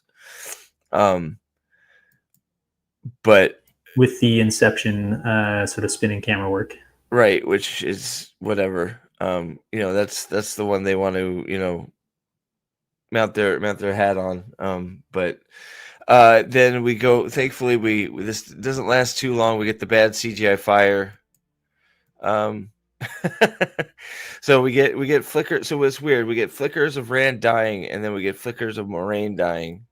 And then we come back to Couladin's brother Muradin, basically about to rip his face off. He's past him, and he's definitely tearing at his face, going crazy. And then we get to old man Tinkerer, I think it is. Yeah. Yeah, also bad facial prosthetics and Yes. terrible wig. Yeah. Excuse me. Um And let's see, this was which The part was the this? Tinkers, I guess, splitting away from the Aiel, right? Right. Of course, the problem with this scene is that the only people who stay is the grandfather and his grandson. So here's the first of two breaks in Rand's line. You have two men alone in a desert. Yeah. Which one of them is Rand's great great great great grandmother? Yeah. So yeah, so hold on. So this is so the Tinkerers. So we have the Tinkers, then the Aiel, and then the Aiel who split off from the Aiel. Is that what we do? Well, I mean, so they were all the Aiel, right? And then there's ones who decide that they're going to go wander around and look for the song and try and find Right. peace and stuff. And then there's the ones that stay true to the mission of the Aes Sedai to protect all the things of power and the Avendasora and look for a place of peace and do all that. Right. So you have the Gen Aiel. The Gen Aiel You know, split from the Jedi end up at the Roidion. Tinkers, right? And then the Gen Aiel get split further from Right. the false Aiel when they take up the spear, right? It's Right. kind of yeah. Yeah, because the Jedi end up in they're the ones that end up in Roidion and all that shit, right? Yeah. Yeah, so canonically, this guy would be Gen Aiel, maybe, but the Gen Aiel don't exist in the show. Right. Yeah. Yeah. Okay. Got it. Sorry. It always takes me a minute to catch up with this shit. So, toward the dawn. I don't even remember that. We must have been talking over it. So he's hanging out with his grandson. Becoming tinkerers. Another And shallow grave. let's see here. And does he go Here's straight? the Age 11 Legends shot. Yeah. So you get the Age of. Is this the part where he's ripped his face off? No, that's not quite there yet. So we get the Age of Legends one where I think he already did. He already ripped his face off. Did he? Already Okay. happened. Well, there is Yeah. there. I thought it might have been. Gouging out his eyes and stuff. Yeah. Yeah. Yeah. Yeah. Okay. Well, Yeah. so cool. No, His maybe brother. not. Maybe you're right. I don't know. Either way. Coolidge's brother is ripping his face off, which I'm glad they put it in there. I'm glad it's there. It's good that it's there. So we get Rand being servant. This is the Jin Aiel being sent on their mission to take the objects of power, right? And Avacendora. Yep. I did laugh that there's another powerful Sound Grail in a chair. The horn of Valyr was at least under the chair. Yeah, I did laugh that we had another like powerful item of power that was just in a chair. Yeah, there it is. So I did laugh at that. That was funny. So what are we talking about with Grendel? I don't know. All right, so yep. So we pull that out of the chair. We get. This is where they swear the oath to follow the way of the leaf and to find a place that is safe. That's what they do. And they give the Sarkhanen to him. So this is why Latra calls them oath breakers in the scene where she's 1,000 years old and establishing the trial of Iridian. Yeah. Now Kalendor is mentioned again. This is where I think another big, huge mistake, them making Kalendor the equal to, basically making Kalendor one of the two chosen call. I think it's a mistake. I don't think they should be doing it. Kalendor is very unique in its own way, and they should embrace that, I think, personally. But definitely, you wonder at what their plan is, I guess, with if they had ever gotten more seasons, which they won't, like the show's getting canceled. Yeah. But the cleansing of the source by Kalendor is an interesting thing. Yeah, if they're even doing that, maybe. I don't know. I mean, because right now the only thing they've set up is they've set up Lanfear wanting to be saying she wants to be a Goodman, breaking her oaths with the Sarkhanen in Kalendor. Which I guess is the point of Moraine's, tirade, in the columns to show that she's lying, which shocked me. Yeah. Lanfear's lying. Um, right? Yeah, I mean, again, like the only reason that that scene exists, the reason that it devotes the time that it devotes, is so that Moraine can learn what she should have known from the very beginning, which is that you can't trust the Forsaken, right? So she already, like, she stabbed Lanfear, and then, like, the first time she met her, and then she unlearned that Lanfear is bad. And then so now she had to relearn that Lanfear is bad. And it's like great storytelling, guys. Yeah, Glad we could sit here through 2 seasons of you guys getting it wrong, so you can try and 100%. fix it with an extra scene. Yeah, it's very weird, very weird. And this is the one. This is the part. Apparently, Grifter says he calls him my love. So, yeah, I'm not sure why you're injecting that in here when Rand is supposed to be going after his ancestors. It's hard to have ancestors when it's a gay relationship, but And again, I'm not disagreeing about your assessment with this. I was just pointing out that to the people who maybe might have that answer, of like, they're just bros. Like bros can be emotional and can support each other, well, right? what I'm saying That's true, is but the show has made decisions in the past, so there's a I reason would why I you would interpret it this way, even if it wasn't as obvious it is with those two shared rings. I would agree, but if I didn't catch the line, but if Rand calls him my love, I don't think there's any room for bros. Oh, I didn't catch that either. Well, I Yeah. would say, like I So said, the rings there is pretty suggestive, and so is the handhold, right? I'm not disagreeing with you. I'm saying, yeah, I got the exact same feeling that you did. I just meant that I don't think you can yeah, defend the entire show, even if you could maybe defend the scene, which I yeah, don't know that you can. But yeah, yeah. If he calls him my love, then it's one of those, you know. So I'm not sure where he says it or if he says it. I mean, Grifter says he does. So yeah. you know. Oh, are you afraid, love? Okay, Yeah. yep, So there it yeah. is. So Like I yep. said, I think we both had the same immediate response to this, so Yeah. it's not like it's hiding the plot there. Yeah. Look, it's just why don't do this stuff. Not like there's no reason to have inject it here. Why? Yeah. It's just weird. Well, there is a reason. There's just not a storytelling reason. Right. Well, of course, but this actually like it makes it's how so how does he have any more ancestors? Like you don't do this because now you make me Uh, question things. Like you know, he has a sister. maybe he cheats on his Yeah. husband. I don't know. Well, everyone in this Yep. story is actually secretly bi, so that's Oh, actually what it. copy that. Got you. Okay, so maybe that's the answer. Okay, so Rand back to Rand struggling. Um, on his knees, which isn't my favorite. But it's I was showing how fine with tough it is. him struggling through it. It's Yeah, not the on his he knees part is more a pretty reaction to him easily. being previously on his knees. If it was just this one instance, then fine. It's more of a struggle. He trips and he gets back up. So I'm. It's not really that big a deal. Yeah, the fact that he got It's not a back big up deal was, though. So yeah, he's back up immediately. So it's like he it's just to show how much he's struggling. So I'm fine with it. It's just and yeah, Couladin's brother is now on his knees, raking his face out. So that was a good yep. shot. So that's good. And then we get to And then this is the scene that I think the second surprise scene, right? yep, this was the second surprise scene that Lewis Theron is not involved at all with the bore drilling, which So was shocking to me. so I couldn't believe it.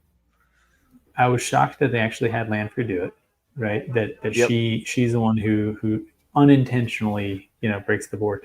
The things that prevent me from saying that this was a good scene versus still a miss in this is that it doesn't establish the fact that what she was looking for was specifically a way for men and women to channel the same power to overcome the gender complementarianism of the one power, right? She Right. wanted the true power that men and women could equally use. That's what she was looking for. Right. Well, what does she say? She says she found a power that she just doesn't. What you're saying, she doesn't explain that what she Yeah, was looking she for. Yeah, she's just like, oh, the pattern is thinnest, and we're going to see what lies beyond it, and there's like the true power, and it just isn't as clear of like the overall thematic message still Her gets lost, motivation. Yeah. whereas the thematic message was not lost in the actual work. So it's Yeah. just, I'm only pointing it out because it's, once again, the show is refusing to have Robert Jordan's overall theme of the differences of men and women, the complementarianism that Right. he was shooting for. Yeah. Well, so my question is, what is the difference from the one power? Because according to your show, the one power is used by both male and women, male and female, and just one makes them dirty because they're tainted, right? I mean, the one power is Mhm. not two pieces. There's not a male half and a female half in the show. And so So Wolfgang seems to what's the say that she difference? actually did say it. And if that's the case, then I'll admit you and I were talking a little bit, and we Yeah. both kind of said like we need to stop Well, talking and like I do the feel reading bit. I feel like So maybe I missed a line. that's why I asked, because I feel like she did say that she found a power that you know wasn't male or female, but it's the problem is the one power is not treated like that. Yes, The one the power is problem treated as one is power that still, both can use.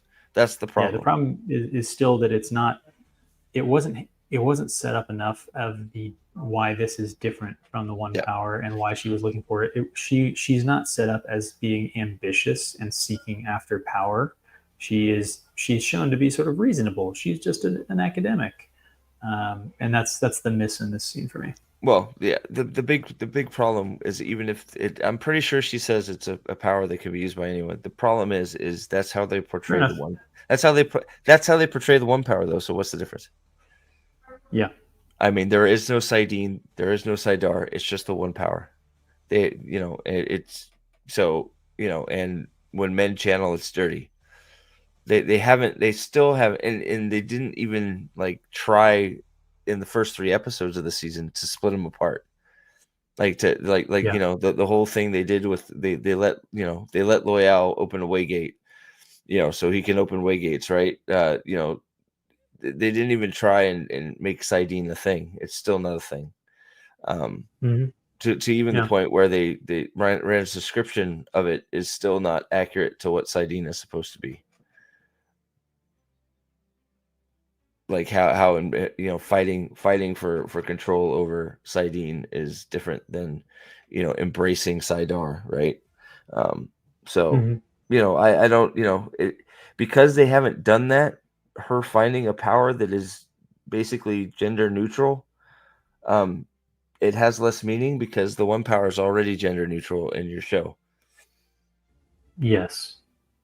That's And the I problem for again me. I So and again I think that it makes it, it doesn't make her out to be a overly ambitious sort of selfish striver, which is who she yeah, really is, right? yeah. She just wants power, and this makes her seem reasonable, and it makes it seem like it's all just a big accident that the boar got drilled, which is sort of true, but also sort of not true, right? So She was looking for power, but she didn't mean to.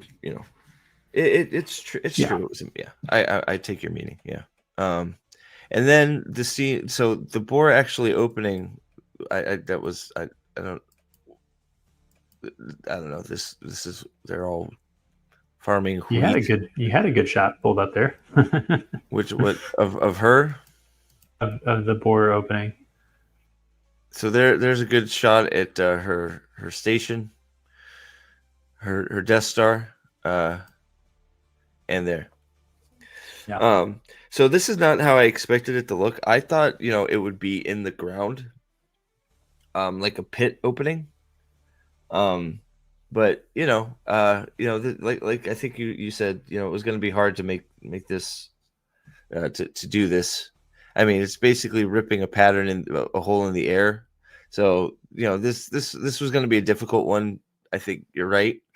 Um, but I always pictured it being a pit ripped open in the ground. But that's my head canon. So yeah. There's one other problem with this scene that Kane brings up there. The Age of Legends not seeming futuristic enough. The harvesters versus the floating sphere makes it look very sort of like scientific dystopian where you have like the Lanfears of the world like up in their floating sort of palaces, and then the regular people like out there toiling in the dirt with Well, like straw hats. especially because in what is it, season one, they have flying cars and shit flying around and all kinds of weird shit going around in season one. When they have that Yeah. flashback scene to the Age of Legends, there's flying cars and all kinds of machinery going around and Yes. futuristic looking buildings and stuff. It's like, well, is it or isn't it? Yep. Choose. That's all.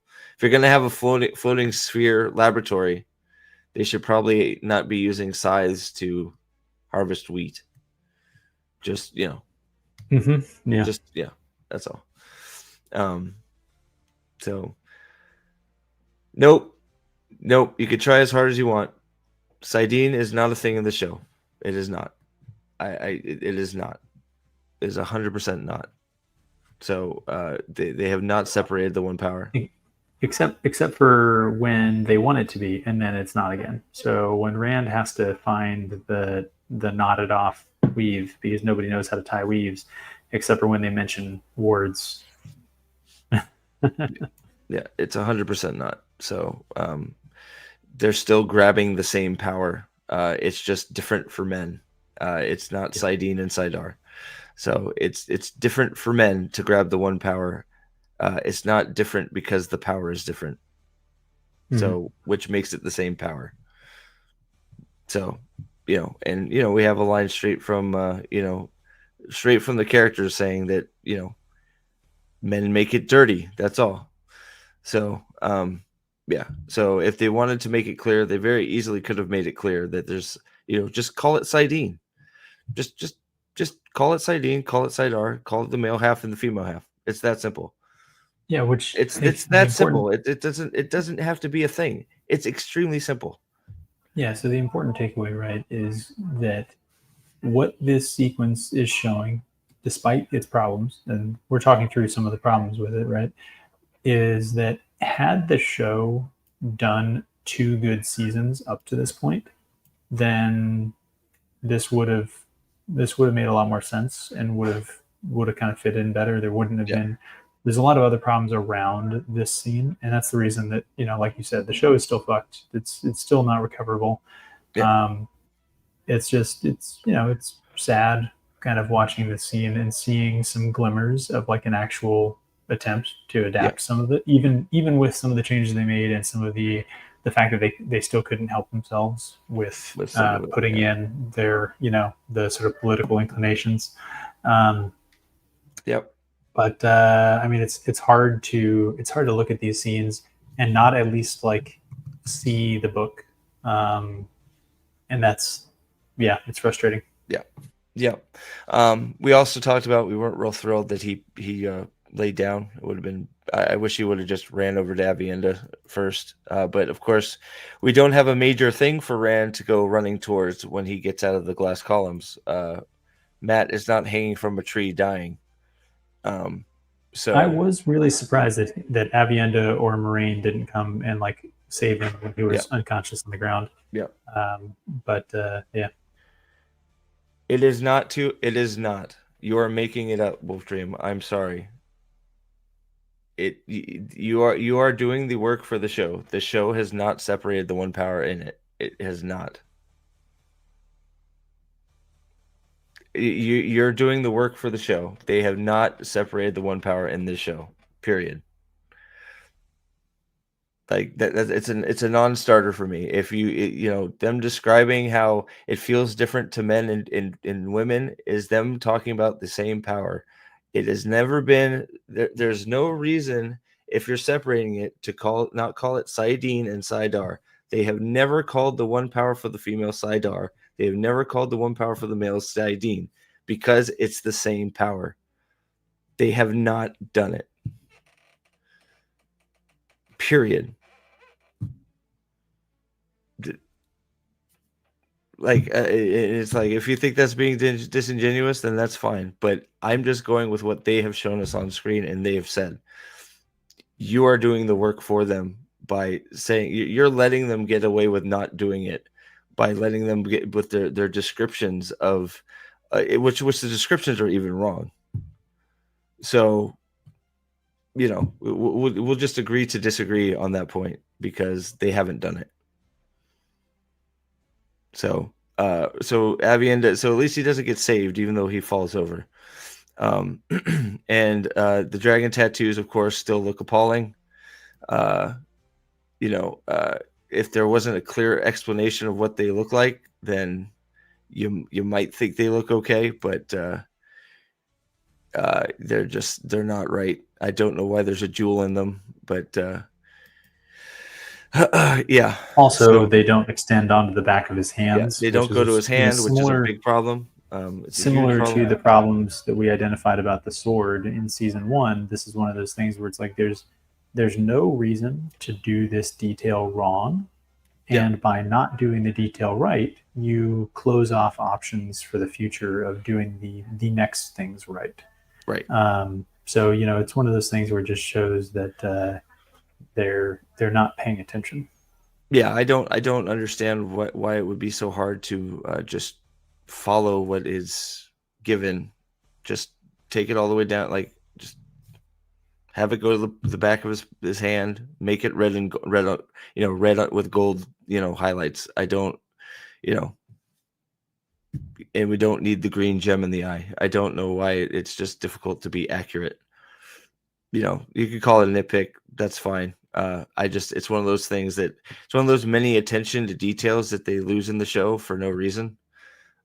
Yeah, so that's the reason that I think it's still worth pointing these types of things out, because it's like, um, you know, it's like pointing out somebody who like walks by $100 bill on the street and just leaves it on the ground. Like if you're actually trying to do something right, then you don't miss these things because you're paying attention. So Right. by missing these things, it's indicative of the intent behind the project, because it costs no more to your CGI and costume budget to do it right than it does to do it wrong. Yep. And so doing it wrong is indicative of the mindset and the care and attention behind the production, which is always worth calling out. Yep. Right. Oh yeah, 100%. Especially because these are easy fixes. It's just easy. Some of these things are not like, it's just adhering to what is written, and why you don't do it is I don't know why. Yeah. Uh, Yeah, for sure. so he comes up to Avienda. Avienda is out and recovering. And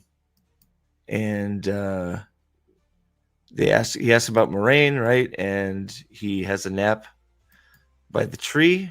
Inexplicably falls asleep for apparently a few days is what we're supposed Apparently, to. I don't know. It's one of those. They don't. I don't know. Do they mention that Avienda came out without them? Yes. So was it? So was it several days after Avienda? I missed that part. I wasn't That's sure. yeah. I think they said something about like Avienda's been back for days. So okay, yeah. So that's. I guess time works different in here. I guess I don't know. That's weird. So I'll have to. I don't know. I don't know. I'd have to look. I'm gonna have to look at it more closely to try and figure out what they're going with there. But Yeah. yeah, that's a long nap. Then For of sure. course and it was interesting point. No water, no empty fountains or anything like that. Which is Yeah, I Grifter think. and Russell I think have it right. So Um, the whole 7 days, 2 day difference between them. Yeah. oh, okay. So we're in there for 7 days. Abby with 5 days. So he took a 2-day nap. Okay, that's pretty crazy. No, they have not. And you could keep you could keep saying it. It doesn't make it true. Here's the thing that I think like for I'm for sorry. to, to go with Wolfstream for a second here. Are there certain things where you could take this individual scene in a vacuum and say, does this show that there's a male half and a female half? Yes. Like there's at least one or two scenes that like mention that sort of concept, right? The problem is then you have all of the other scenes and all of the little details of like men and women being able to see each other channeling, all that kind of stuff, where taken as a whole, No, unless you've read the books, you would not reliably understand the distinction between the male and female half, because they keep undercutting their own message on that to the point where they've muddied the water sufficiently that you can't really say what the show has and hasn't established. Even to the point where Moraine says she knows how Rand feels about channeling the power. Yeah. So, and he has to correct her. So it's her understanding that it's the same thing. So anyway, yep, moving on. Okay, so then we get the more of Moraine's flippy doos. Of course, we have to add, so the flippy. This is now the flippy doos of Moraine getting killed over and over again. Of course, we have to throw in the one of Moraine screwing Rand, which that marks off a and checkbox. Lanfear. So of course, Moraine is now. We can mark that off the list. Moraine has now canonically had sex with Rand and Lanfear because, well, reasons.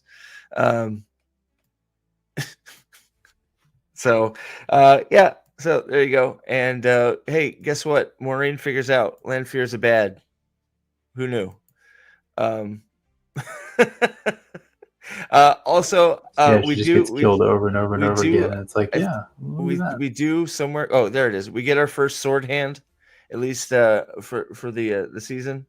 So there we have sword hand. No, Was there a sword hand before this that I we missed? had Take a look. Avienda sword hand her own spear.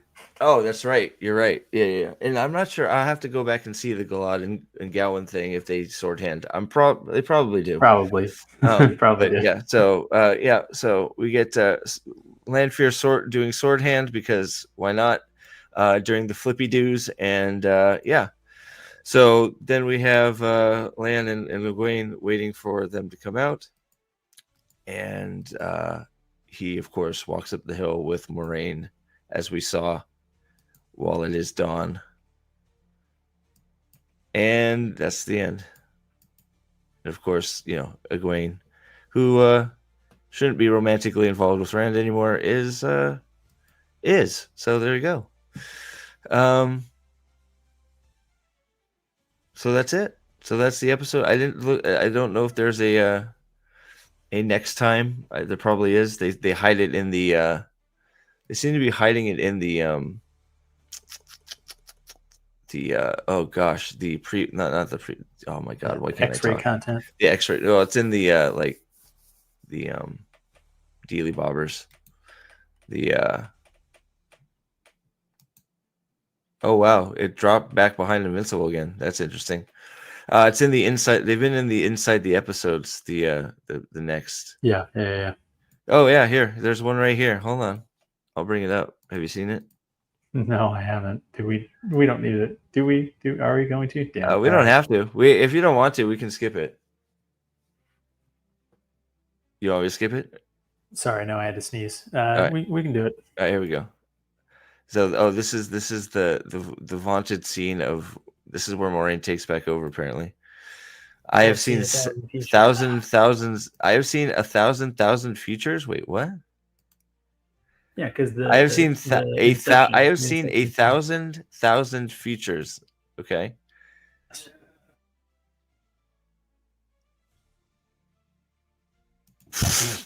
What was that? What is she doing? Looks like seppuku. What is she doing? It's Starkin and seppuku. Oh God. I'm calling a vote in the hall. Oh yeah, okay. Decays the Dragon Reborn. We're speed running to do my as wells. Bring me the truth so I can take Elida's head. So the truth of what? She thinks Elida is black. She thinks Elida is Black Aja. That's what she's just dumb. Time for watching him is through. Okay. Oh great, we get to. Yeah. Okay. Yeah, we're gonna get the. Oh, well, there you go. So I think that's pretty clear right there. Our Rand time is done. Yep. You know, our fun jaunt with Rand is now complete, and Rand will be now sheltered back to being a secondary third character in his own story. So Yeah, yeah. This is definitely the high point of this season and the series because of, like we said, closest to the book. Definitely a lot of changes, but at least I can look at these changes and I can actually agree with the overall concept that the shills have been saying for a while, that like, well, to adapt something you have to condense it, you have to make cuts, then you have to change things. Like that's actually sort of true, right? You make necessary cuts for timing, and then you make necessary changes to make the cuts blend together, right? yeah, Like that has to happen. And so most of the Rand sort of Crystal Columns stuff, I think I could look at as an adaptation, and would have been probably fine with in terms of that level of adaptation. We obviously still have complaints. We'd still have things to talk about, but at least it would be like, okay, this is a Wheel of Time show, right? yeah, Unfortunately, everything outside of that scene was not great, and like you just said, our time in the sun with the main character of the series is at an end. yep, So we can expect yeah. a return to your regularly scheduled Program, yeah. programming. Yeah, because like, and I think Whitehaven, I would, it's still probably, it's one of those, as we went through it, you could still hear that we had many issues, right? But um, from what we've got so far, this is definitely, if you give the rest of the series a 2, this is probably the 6, right? And that is for the Rand scenes, because we're getting some Rand stuff. We're getting the stuff we really want, right? But then, of course, you have, like you said, all of a sudden we have to have the DEI stuff injected in there. Why? What good is it doing that Rand? It's actually hurting your story doing it, because you have to bring up the question. Well, how does he get more ancestors? Does Rand, you know, cheat on his husband? Like, is he a weasel like that? It's not. You don't have to do it. Why do it?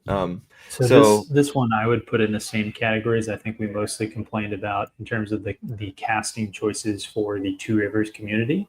mhm, It's like I don't care that there's a non-white, if you want to call it that, Two Rivers.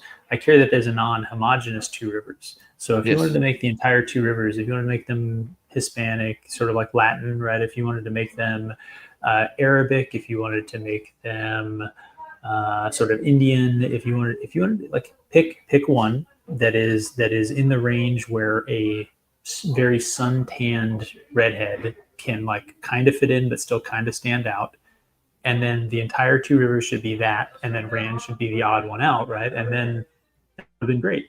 That would have worked fine. And so similar, you have to ask your question that if you're making a change to do your representation game in a spot that literally makes no difference, then I don't care anymore either. But yeah, if you do it in a spot that there's actually a purpose that's trying to be accomplished, like you said, if this is Rand's progenitor, sort of his genetic line. How does that work? yep, yeah, exactly. So it's one of those. Yeah, it's maybe it's definitely the best of the season. Um, and it's probably going to be the best we get. Kane, I think that's fair. If we're but I get being mad about them just messing with stuff that they shouldn't be messing with. It's just they can't help themselves types of thing. Um, the Moraine stuff is still broken. We'll see what happens with Avienda now that apparently she's like the whole weird, like I found the line weird, Rand being like, I know more, but I know, like it's like Avienda already knew, right? Because she was I, always I mad at think him. the I think It the was sort of idea weird. there is just that she's Aiel, so she apparently knows the entire history of the Aiel.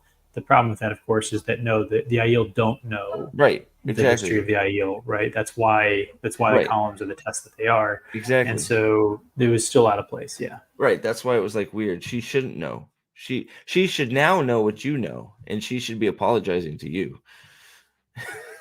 So, but Well, whatever. no, she still shouldn't know, right? Because she went through the rings, which is Yeah, seeing yeah, she glimpses yeah, of future possibilities, not the past. well, I think we're supposed to assume she went through the columns too.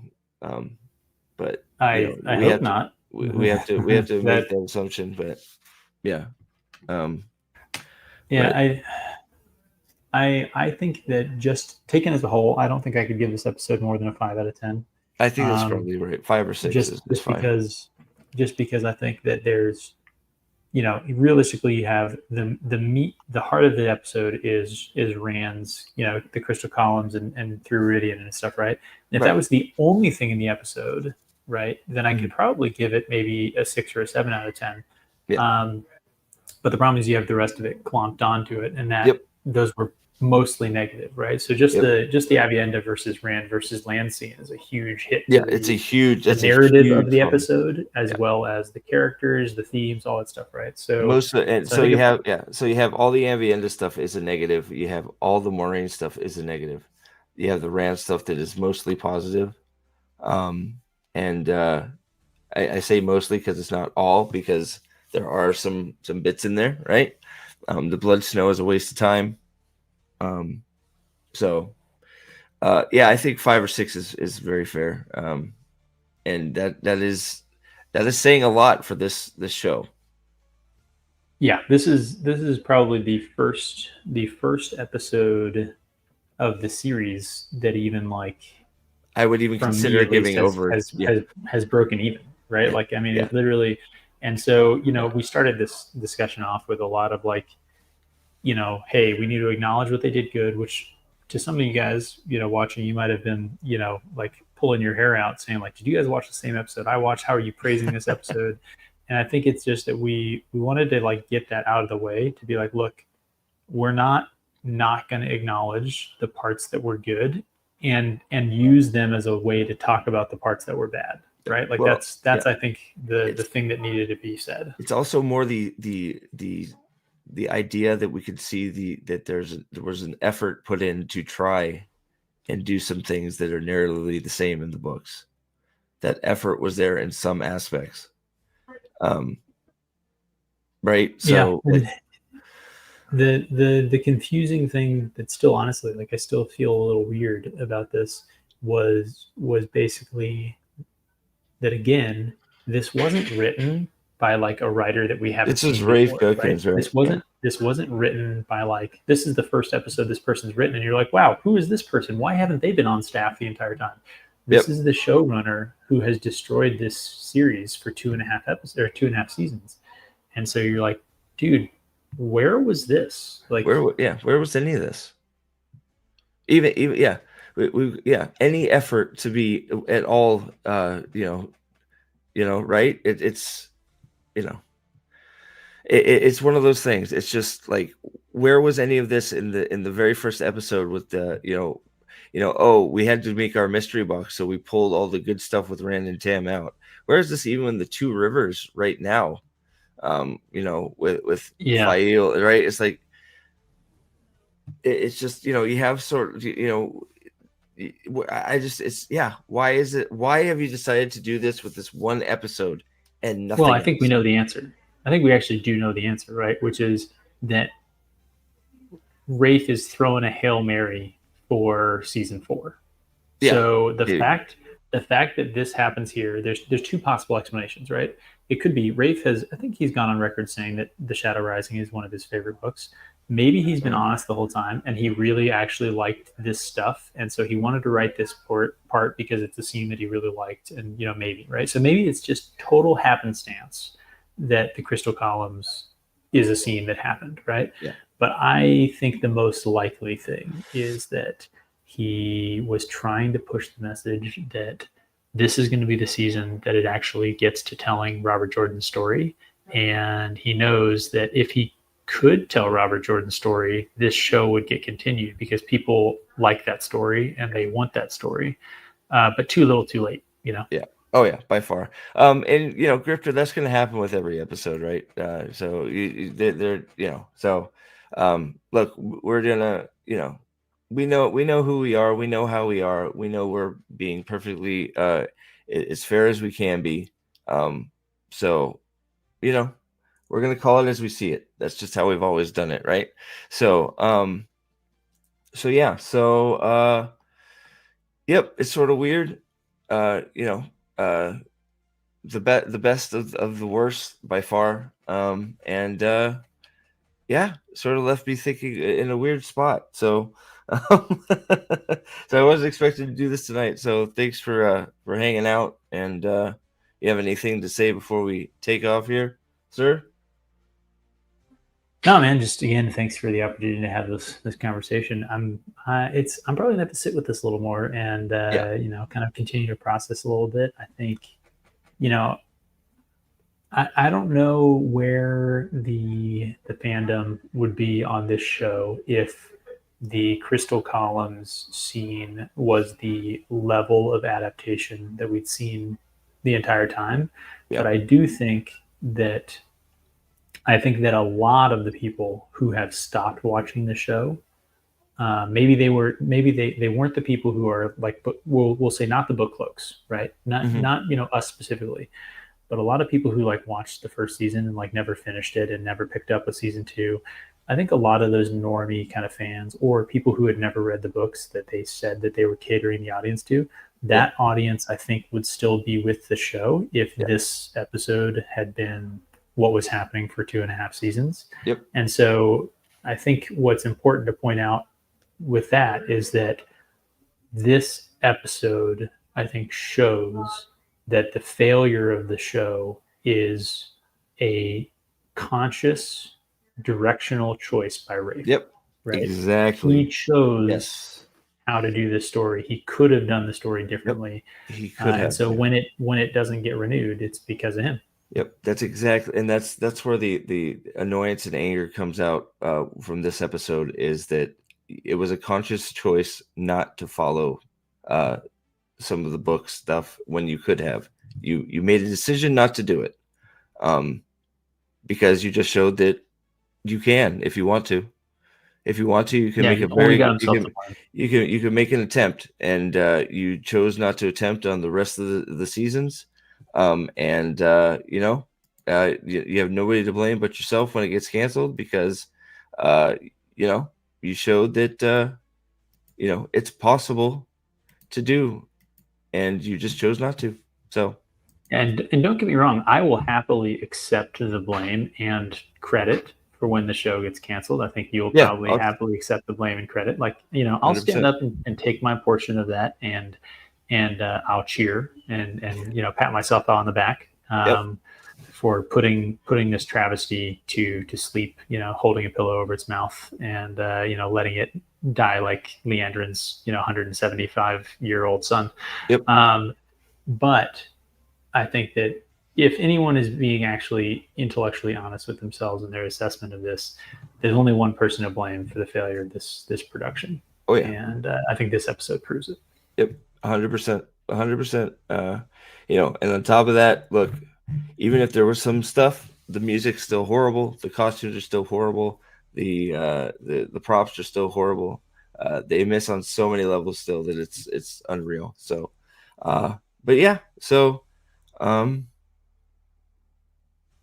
Lucer Latara as the Tamar. Yeah, they got that backwards too, but whatever. We're not it's here nor there. So not for this Yeah, stream, we anyways. don't need to relitigate season one problems Yeah, as much as the show is definitely still reaping what it yeah, sowed. That is yep. 100% true. Yep. So, yep, we've always tried to be fair. I think, uh, I think this sort of proves it. Not that I needed to prove it to anybody, but I think it's important to try and to call it out when it happens. So, I know some of you are like Pip said, sort of, scratching your head at some of our initial response, but hopefully by now, by the end of the stream, you can relate a little bit to what we were talking about. So thank you for watching, and there will be more to come, much more to come. So thank you, and get some sleep or whatever, wherever you're at. We will Yeah, see you thanks guys very everybody. soon. All right. Good night. Bye. Good morning. Whatever. Bye. Walk in the light.